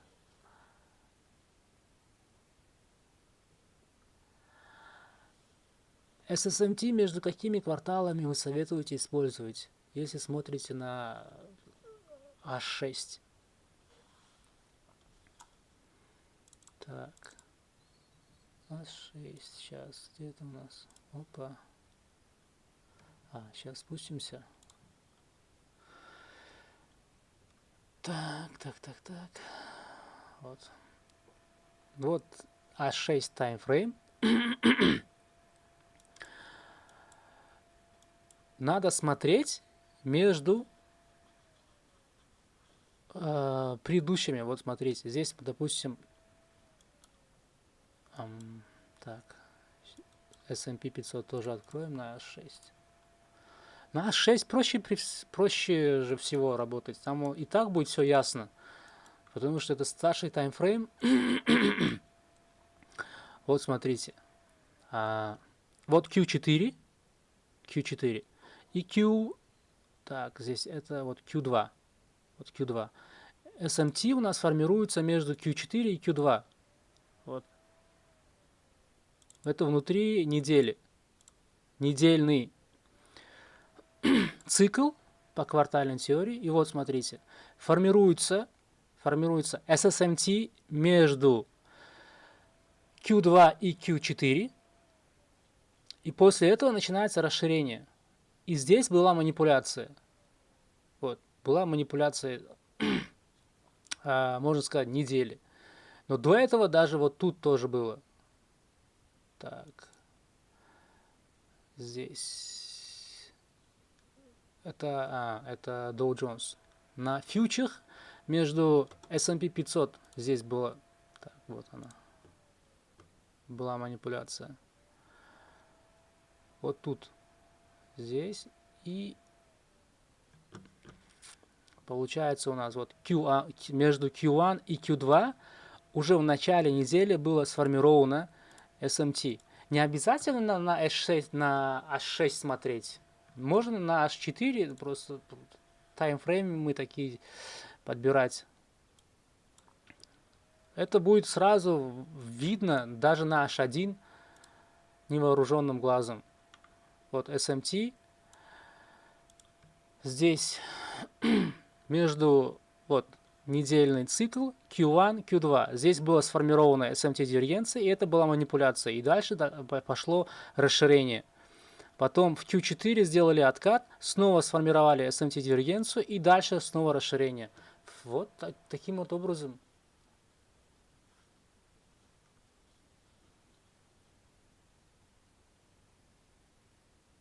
Нет, не обязательно, чтобы он... говорят, лучше искать SSMT между вторым и третьим кварталом. Это уже надо смотреть, по какой модели формируется в цикл. Понимаете? Если цикл формируется по модели XAMD, то вы должны смотреть SSMT между вторым и третьим кварталом. А если ценовое движение, модель формируется по AMDX модели, вы должны смотреть SMT по первому и второму кварталу. Вот так. Итак, продолжим. Пятницу у нас торговал Серджио. Вот. Он даже здесь, кто в шорт, а я в лонг. И он правильно сделал. Вот его сделка. Вот. Поймал самая лучшая вот позиция. Low. И дальше вот ушел. Take profit. И смотрите, 20... Сколько здесь? Сколько пунктов? 26 543 и 27 34. Давайте посчитаем, сколько пунктов. То есть он поймал вот отсюда движение. 600 пунктов. Офигеть. Красавчик. Серджио. Респект. Получается, сделка недели у него. А здесь, ну-ка, Шриванс, он поймал тоже неплохое движение. Так, 27. 300. 200 пунктов. О. Вот, и вот он анализ сделал, что цена поднимется вот до этого уровня. Вот, видите, 27 333. И цена вот поднялась 27 330. 3. Видите? Все, каждое движение можно заранее не предугадать, а просчитать. Если знаете как. Этому я обучаю. Это Павел. Он здесь зашел в шартовом движении, откат поймал. Вот он. Откатное движение. Вот. Тоже неплохо. Вход. Так, вход 7,150. 7,1, 17. 20 пунктов.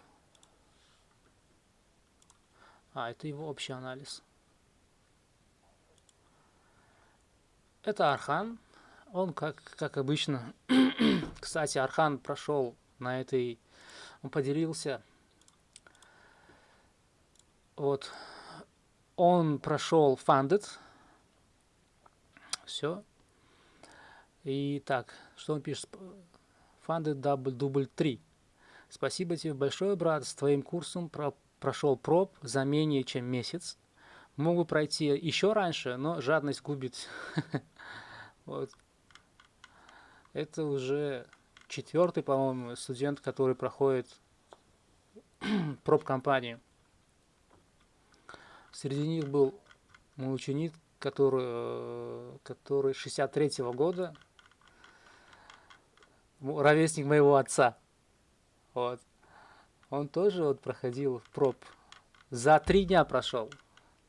Можете представить? Трейдер 63-го года рождения прошел за 3 дня проб-компанию.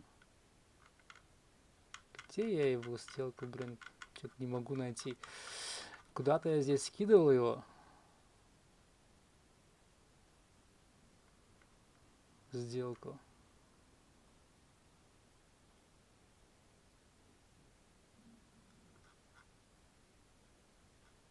Вот тоже прошли ФТМО. Вот его сделка. Вот его сделка. Вот. У Герчика за 3 дня прошел. Офигеть, я был так удивлен и так рад. Все возможно. Главное, правильная система обучения. И ICT, по ICT это самая лучшая концепция.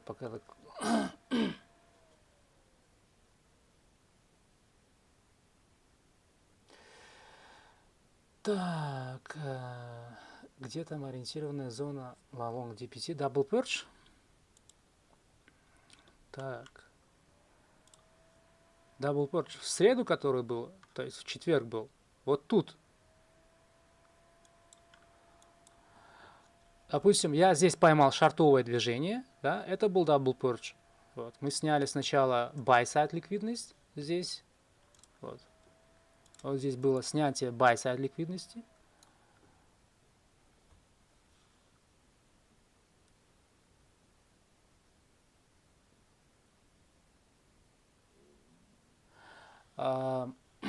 Сейчас я объясню. Вот мы сняли buy-side, затем спустились. Как только вот снимается buy-side ликвидность и свечи закрываются внутри этого рейнджа, нам нужно переходить на старший таймфрейм, на H3, либо на H1, и там смотреть, где было сформировано начало вот этого движения. То есть мы должны увидеть начало. Начало всегда формируется с противоположной свечи. Вот тут у нас медвежья свеча, видите? Значит, это начало вот этого движения. То есть здесь был swing low, здесь внутри вот этой свечи какое было движение? Вот такое, swing low, и потом цена пошла расширяться. И здесь сформировала high. То есть вот тут swing low, значит, начало берем вот здесь. И здесь получается своего рода как будто SRT, да, Candle Range Theory. По SRT, если кто-то знает, легче всего торгуется. То есть ты должен что? Ты должен увидеть просто, в первую очередь, допустим, вот эта свеча, вот она.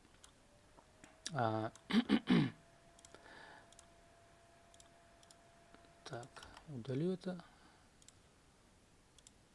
Вот здесь low свечи, И здесь high свечи, вот этой свечи, да. По Candle Range теории мы должны увидеть сначала снятие buy сайда и возврат вовнутрь вот этой свечи. Если мы вернулись, значит цена будет двигаться в противоположную сторону этой же свечи. То же самое в Double Purge почти. Вот, мы сняли buy side, спустились, сняли sell side здесь. Вот. Ну там внутри Double Purge есть еще свои нюансы, секретные стороны, но я не буду говорить об этом здесь.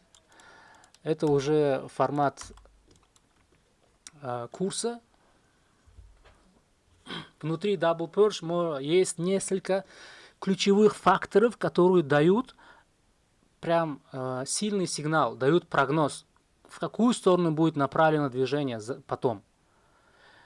Они формируются в начале движения и в конце движения. По ним можно определить, что это Double Purge. И ловить уже движение и в шорт, и в лонг. Но это я не буду рассказывать здесь в стриме, потому что это формат уже обучения. Если хотите изучить, пожалуйста, приходите, подписывайтесь на мои курсы. Итак, Тони, расскажи, пожалуйста, вкратце пару простых моделей, как бы ты торговал Форекс, евро, фунт.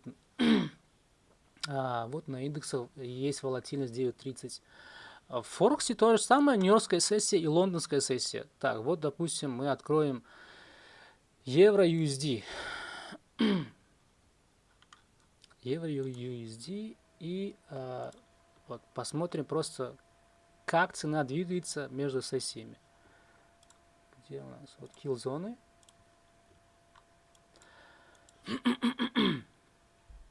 Так, вот эту неделю разберем. Эту неделю.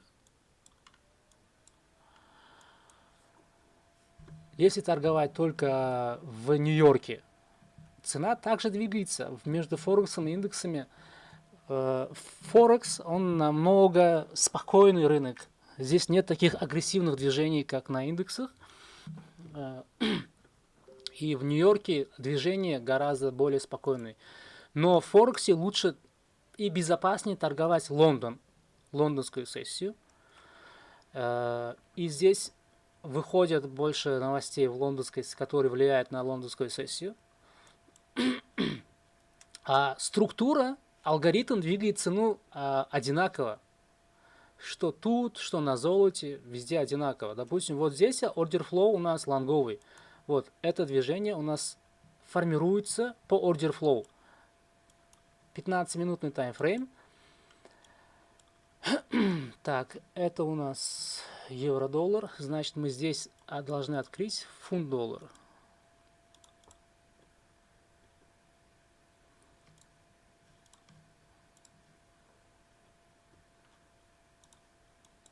Так, это М15. Что за... вот. Так, и...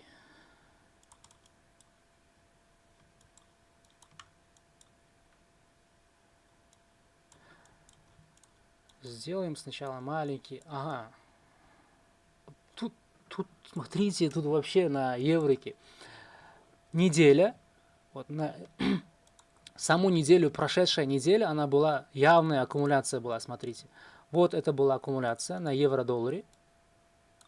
Затем цена сделала манипуляцию. Вот тут. Отмечайся уже. Надо сначала всегда узнать направление от старшего таймфрейма. Недельный, месячный. Вот у нас была аккумуляция, манипуляция. Значит, дальше, вот здесь еще не сформирована новая неделя. Вот тут неделя заканчивается. И новая неделя, я могу сделать вот так, чтобы на основе предыдущей недели, как читать будущее движение. Вот. Смотрите. Так, а мы здесь достигли какого-то... Сейчас.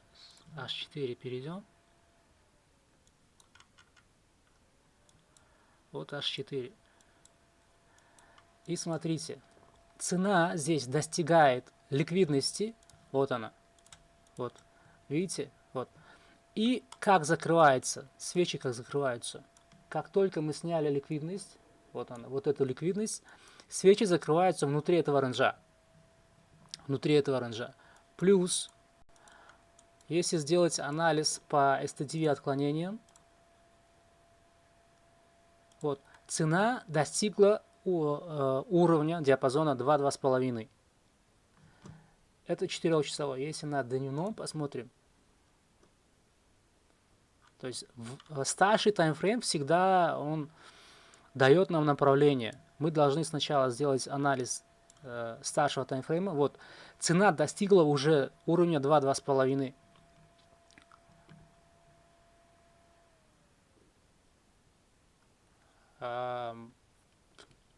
Можете подсказать, как читать PO3. PO3, там много разных нюансов. Я могу вот сейчас объясняю вкратце, но чтобы полностью понимать PO3, вам нужно пройти обучение. Здесь объяснить все тонкости PO3 я не могу. Так, STDV оригинал. Вот, смотрите, у меня даже отмечено в STDV, когда цена достигает этого диапазона, цена должна сделать либо одно откатное движение, либо полный разворот. Да? Значит, цена уже достигла этого диапазона, плюс здесь зачистила ликвидность. И на младшем таймфрейме, если мы посмотрим структуру, то мы видим, здесь аккумуляция была, вот манипуляция через импульс, и цена опять вернулась внутрь рейнджа. Это о чем говорит? То, что теперь следующая неделя будет дистрибуцией, то есть неделя расширения. А если неделя расширения, цена как двигается обычно? Я вам маленькую подсказку дам, но более подробно, если хотите понять это движение, у меня в курсе все это детально объясняется. Цена делает внутри расширения, как она двигается. Пробой, откат, пробой, откат, пробой. Теперь давайте посмотрим, как цена здесь двигалась внутри этой недели. Смотрите теперь. Вот цена сделала пробой, откат, пробой. Вот мы пробили этот лоу. Снова откат сделали. Видите? Пробили, откат. И конец недели у нас был TGIF профайл. Это был TGIF. Если сейчас я вот здесь включу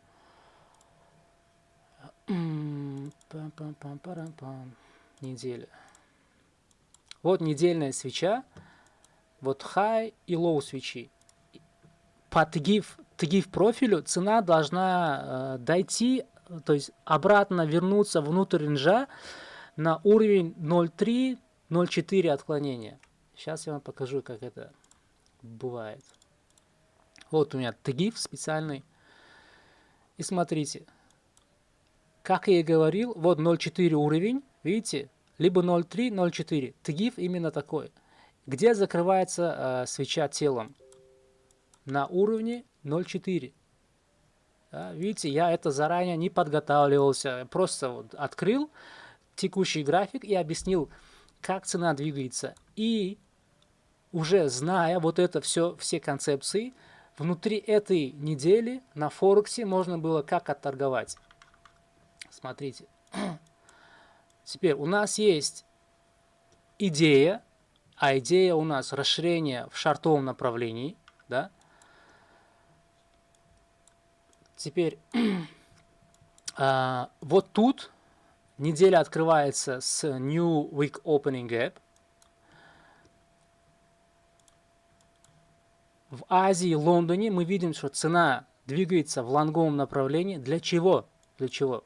Чтобы ребалансировать рейндж пятницы. То есть вот этот рейндж. Вот он. High и low.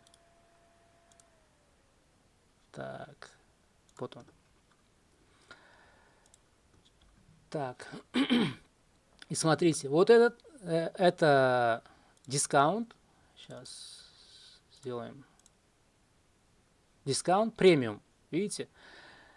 Чтобы пойти ниже в лонговом направлении, цена должна сначала обеспечить ребалансировку диапазона вот этого рейнджа. Для этого она должна подняться в премиум и оттуда продолжить свое движение. И как мы видим, вот в понедельник делает движение в лонговом направлении к премиуму.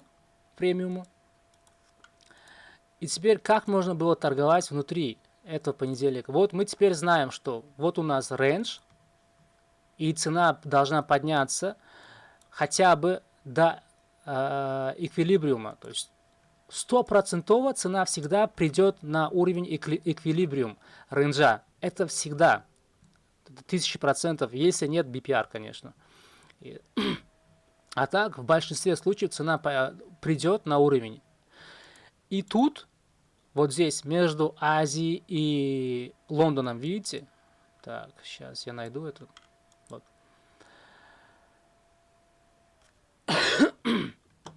У вас будет всегда одно SMT дивергенция, одна. Прежде чем цена продолжит движение в шортовом направлении. Между Азией и Лондоном должно быть сформировано одно SMT. И это SMT мы можем увидеть. Вот смотрите. Так, вот имбаланс тут. А тут это имбаланс, вот он, вот здесь. Мы видим то, что евро удерживается в диапазоне этого имбаланса, а фунт пробивает этот диапазон и делает глубже откат. Это считается SMT. Теперь, зная это, опять-таки, здесь надо просто поймать слом структуры на младшем таймфрейме и выставить таргет. Вот здесь слом структуры нам увидеть надо. Сейчас сделаем вот так. Дикси я не буду, у нас и так время ограниченное. Максимум сейчас вот Форекс сделаем анализ. Покажу, как вообще делается анализ, чтобы вы понимали. Вот здесь мы опять спустились на ключевой уровень. Вот тут у нас имбаланс. Сформировали SMT. Теперь нам надо увидеть слом структуры. Вот у нас здесь swing high. Закрываем телом свечи над этим уровнем. MSS. Вот, MSS есть. После MSS мы должны отметить имбаланс. Вот имбаланс. И от теста имбаланса выполняем вход. Вот тут. Если имбаланс пробивается, ничего страшного. Вот ордер блок должен удержать цену. Вот это ордер блок. Ордер блок. Вот. Либо имбаланс, либо ордер блок.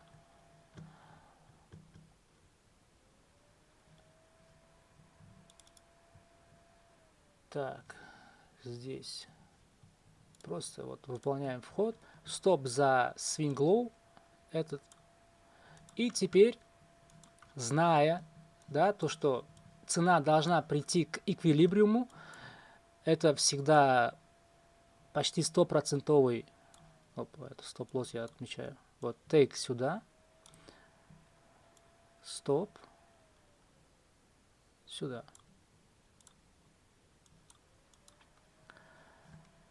На М5 перейдем. Длинная позиция. Здесь открыли.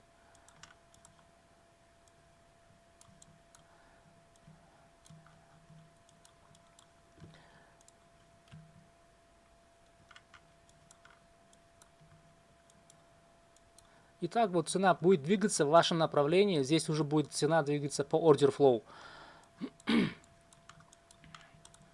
Вот тут у нас вот BPR. Отсюда тоже можно было поймать вход. Потом нью-йоркской сессии тоже.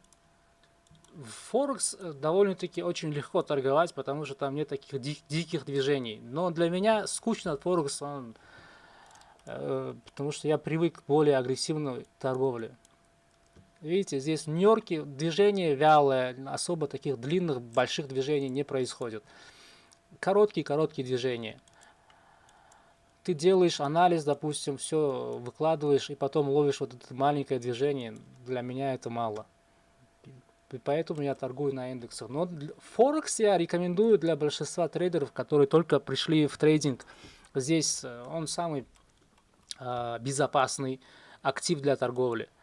Самые агрессивные это золото, потом уже индексы.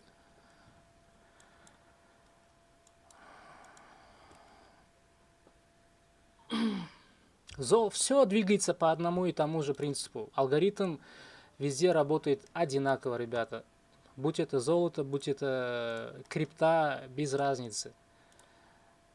Если вы научитесь читать рынок, не имеет значения, да, допустим, вот у меня студенты, вот, они прошли одно и то же обучение, да, но вот тут Архан торгует на крипте и вот зарабатывает деньги и проходит проб компании. Да, Денис торгует, или Роман это был. Вот Роман торговал на евро. Где это Роман? Вот. Вот Роман здесь торгует на евро-доллар, на Форексе. Не имеет значения, где вы будете потом дальше работать. Главное научиться правильно читать рынок, то есть через концепцию Smart Money, ICT, Price Action. Он позволит вам потом работать на любых активах. Это там не будет разницы. Будь это золото, будь это крипта, либо фьючерсы, индексы, не имеет значения. Алгоритм доставки цены, вот это все движение, вот это, оно происходит на основе алгоритма. Цену двигает алгоритм, не покупатели, не продавцы. Если вам кто-то про такое говорил, этот человек не разбирается в трейдинге. Цену двигает на биткоине, на золоте, на Форексе. Цену двигает алгоритм. Специальная программа, которая работает в разных активах. Цель этой программы обеспечить в рынке ликвидность, то есть чтобы и покупатели, и продавцы, они имели баланс равный. Поэтому, это обеспечивается через программу, контролируется программой. И мой курс то есть нацелен на что? Научить вас читать именно этот алгоритм и торговать на основе алгоритма, в стороне алгоритма. И когда вы это знаете, как работает алгоритм, то дальше уже будет просто читать все это ценовое движение. Вот, допустим, как я сейчас сделал, показал вам на Форексе. Со старшего таймфрейма показал, как надо работать сначала, определять направление на старшем таймфрейме, затем уже на младшем спускаешься, и там остается совсем ничего делать. Вот. А есть разные инструменты, опять-таки, для анализа этого.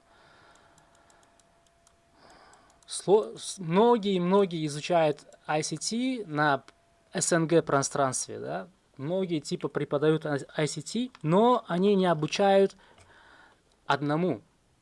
Как все эти разбросанные элементы ICT соединить в одну систему. Много видеоуроков есть в YouTube. Что такое PO3, что такое MXM модели, что такое Double Purge, что такое RL и RL.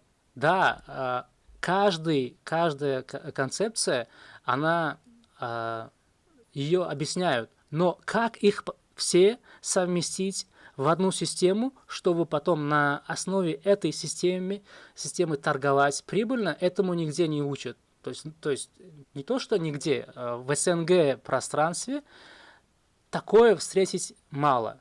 По крайней мере, я не встречал, чтобы кто-то обучал именно такой системе обучения. Обучают торговле по паттернам. То есть вы должны сначала научиться распознавать паттерны, то есть какие-то элементы,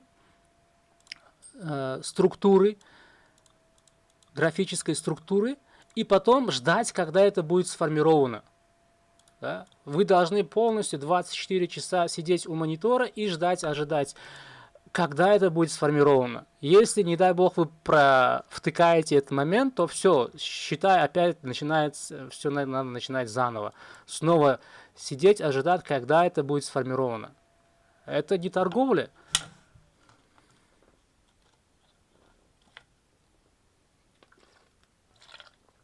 Нет, это не... Но сейчас, скорее всего, уже внедрили искусственный интеллект к этому алгоритму.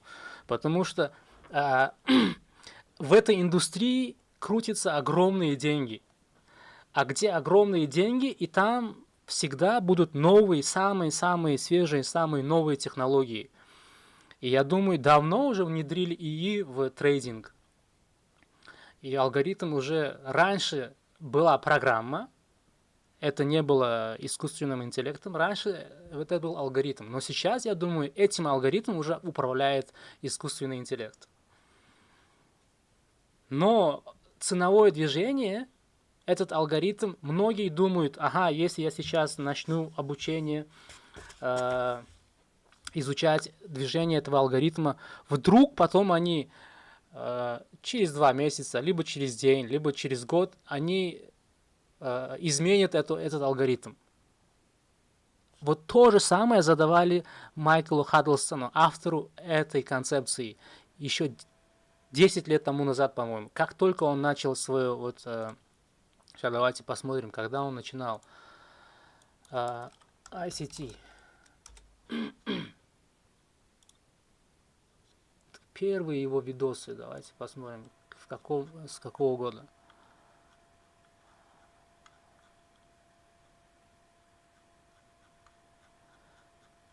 Год.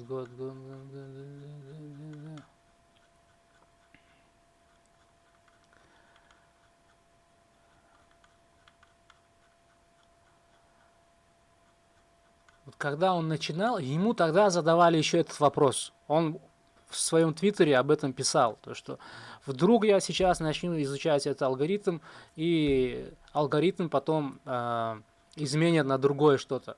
Но с тех пор ничего не изменилось.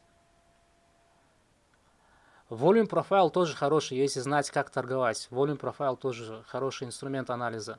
Но, опять-таки, все тонкости заключаются в чем? В знании и в правильной работе с Volume профайлами.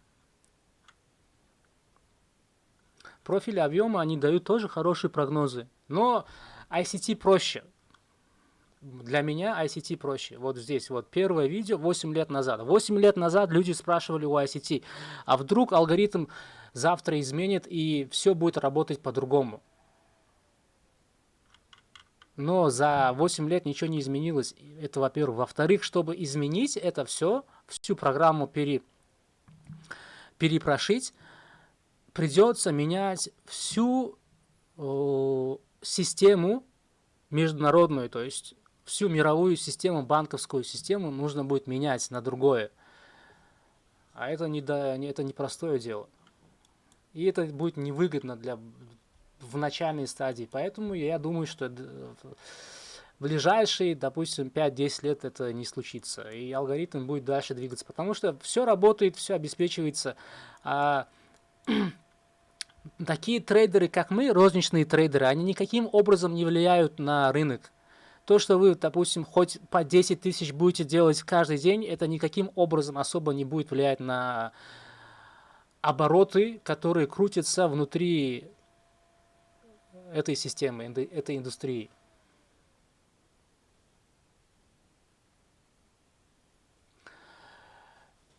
ICT, может, и посылает, это ICT, но я скажу одно, если ты торгуешь по volume профайлам, если ты торгуешь по техническому анализу, если ты торгуешь по волновым анализам, там, волны Эллиота, либо Вайков, и они приносят тебе прибыль, то все, главное, ты в прибыли. Понимаете? А хейтить можно что угодно. Если ты Просто ICT, он вынужден это делать, потому что Smart Money это его дитя, он придумал, он создал. И чтобы защищать как бы бренд, он будет хейтить другие концепции. А для меня это без разницы. Главное, чтобы приносило прибыль. Если ты торгуешь техническим анализом, то если это тебе приносит прибыль, все, ради бога, торгуй. Я ничего в этом плохого не вижу. Да, рынок охотится за стопами. Рынок двигается от ликвидности к ликвидности. Алгоритм настроен на ликвидность, а ликвидность это стопы. Стопы.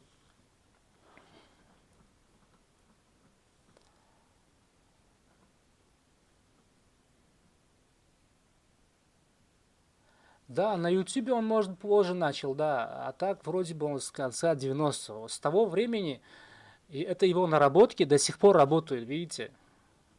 Это о чем говорит? О том, что алгоритм, если хотели бы поменять, давно поменяли бы.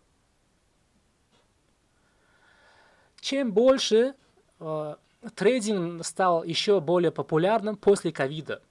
После ковида. До ковида он не был таким популярным. После этого бума в рынок пришло еще больше ликвидности. Понимаете? А это играет на руки маркетмейкерам. Да, все этот алгоритм, он придуман, чтобы забирать стопы других неопытных, неосведомленных трейдеров. Алгоритм всегда охотится на ликвидность и двигается от премиума к дискаунту, от дискаунта к премиуму. Все, это самое простое объяснение. Вот премиум и дискаунт. Цена всегда двигается, если она находится в премиуме, она спустится в дискаунт. Если она в дискаунте, будет подниматься в премиум.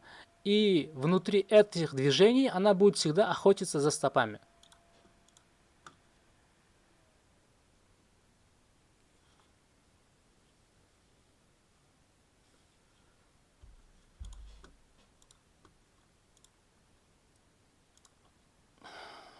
Так. Так. Итак, наша неделя она закрылась в бычьем направлении. Завершим. Так, посмотрим теперь прогнозы на следующую неделю. Что нас ожидает на следующей неделе.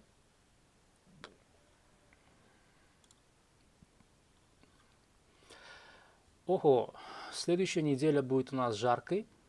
У нас будет пресс-конференция FOMS. И будут опубликованы ставки Федрезерва. И это будет в среду. Значит, среда у нас будет днем высокой волатильности. И в среду мы можем либо сделать разворот, либо продолжим движение в лонговом направлении. Либо лонги продолжатся. Я думаю, что лонги будут еще продолжаться. Почему? Потому что вот то же самое здесь манипуляция была, манипуляция прошлого года. И эта манипуляция, вот, когда мы обновили вот этот хай, предыдущий хай, после этого цена еще двигалась довольно-таки. Так, сейчас посмотрим, измерим это все движение. Так, вот тут мы обновили. 120 дней. 120 дней. Это получается 4 месяца. 4 месяца просто цена дальше двигалась внутри фазы дистрибуции. А мы вот только еще только обновили это все. Вот мы обновили этот хай вот буквально вот в этом месяце. Так что цена, я думаю, еще долго будет продолжать лонговое движение. Лонги будут продолжаться. Но FOMS, если выйдут в среду отчеты негативные, то мы можем спуститься в диапазон вот этих недель, где вот, диапазон вот этого недельного имбаланса, и отсюда продолжить движение.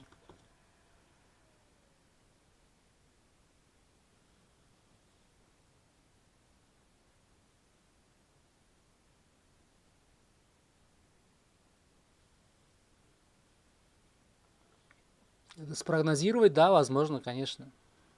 На основе предыдущих, то есть дата, как это, с английского перевод, то есть данных, на основе данных предыдущих годов можно вычислять будущее движение, если знать квартальную теорию и ICT-концепцию. Вот это движение, вот эту манипуляцию в прошлом году, вот это так, вот это падение я прогнозировал еще в марте месяце, в начале марта, и делился в телеграм-сообществах. Но вначале все скептически относились, но когда цена достигла дна, и я сказал то, что это была манипуляция, и дальше уже будет таргетом вот этот хай, и когда это все сбылось, вот тогда уже начали по-другому уже относиться к моим анализам. Это было в начале еще, я тогда еще не стримил. Это все вполне возможно спрогнозировать. Это годовые циклы называются. Это вполне возможно. Для этого в ICT концепции есть специальные разделы, которые позволяют читать это все.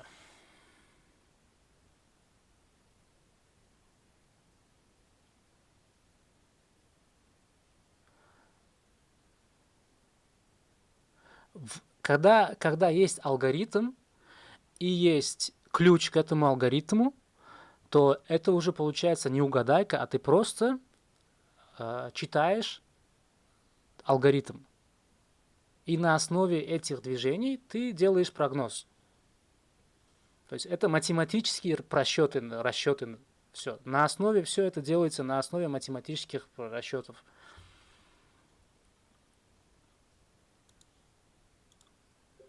А это не угадайка уже. Угадайка, когда ты, да, допустим, один раз спрогнозировал, и потом это как-то совпало. И ты это не можешь объяснить чисто логически. Вот это называется угадайка. Но когда ты понимаешь осознанно, откуда цена идет, куда цена пришла и куда будет дальше двигаться, это уже понимание.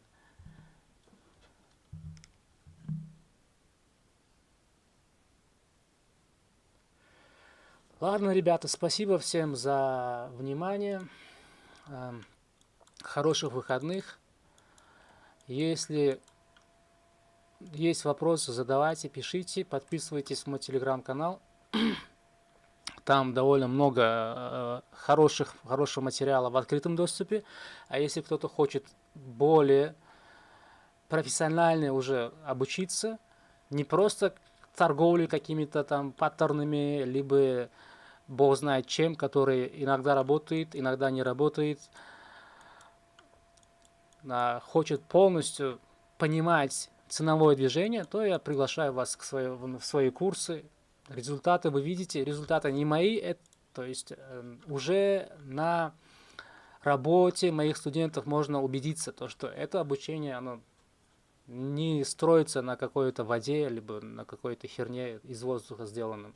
Если было бы так, то студенты бы не делали бы такие же трейды, как и я, и не получали бы, допустим, прохождение в профкомпаниях и выплаты.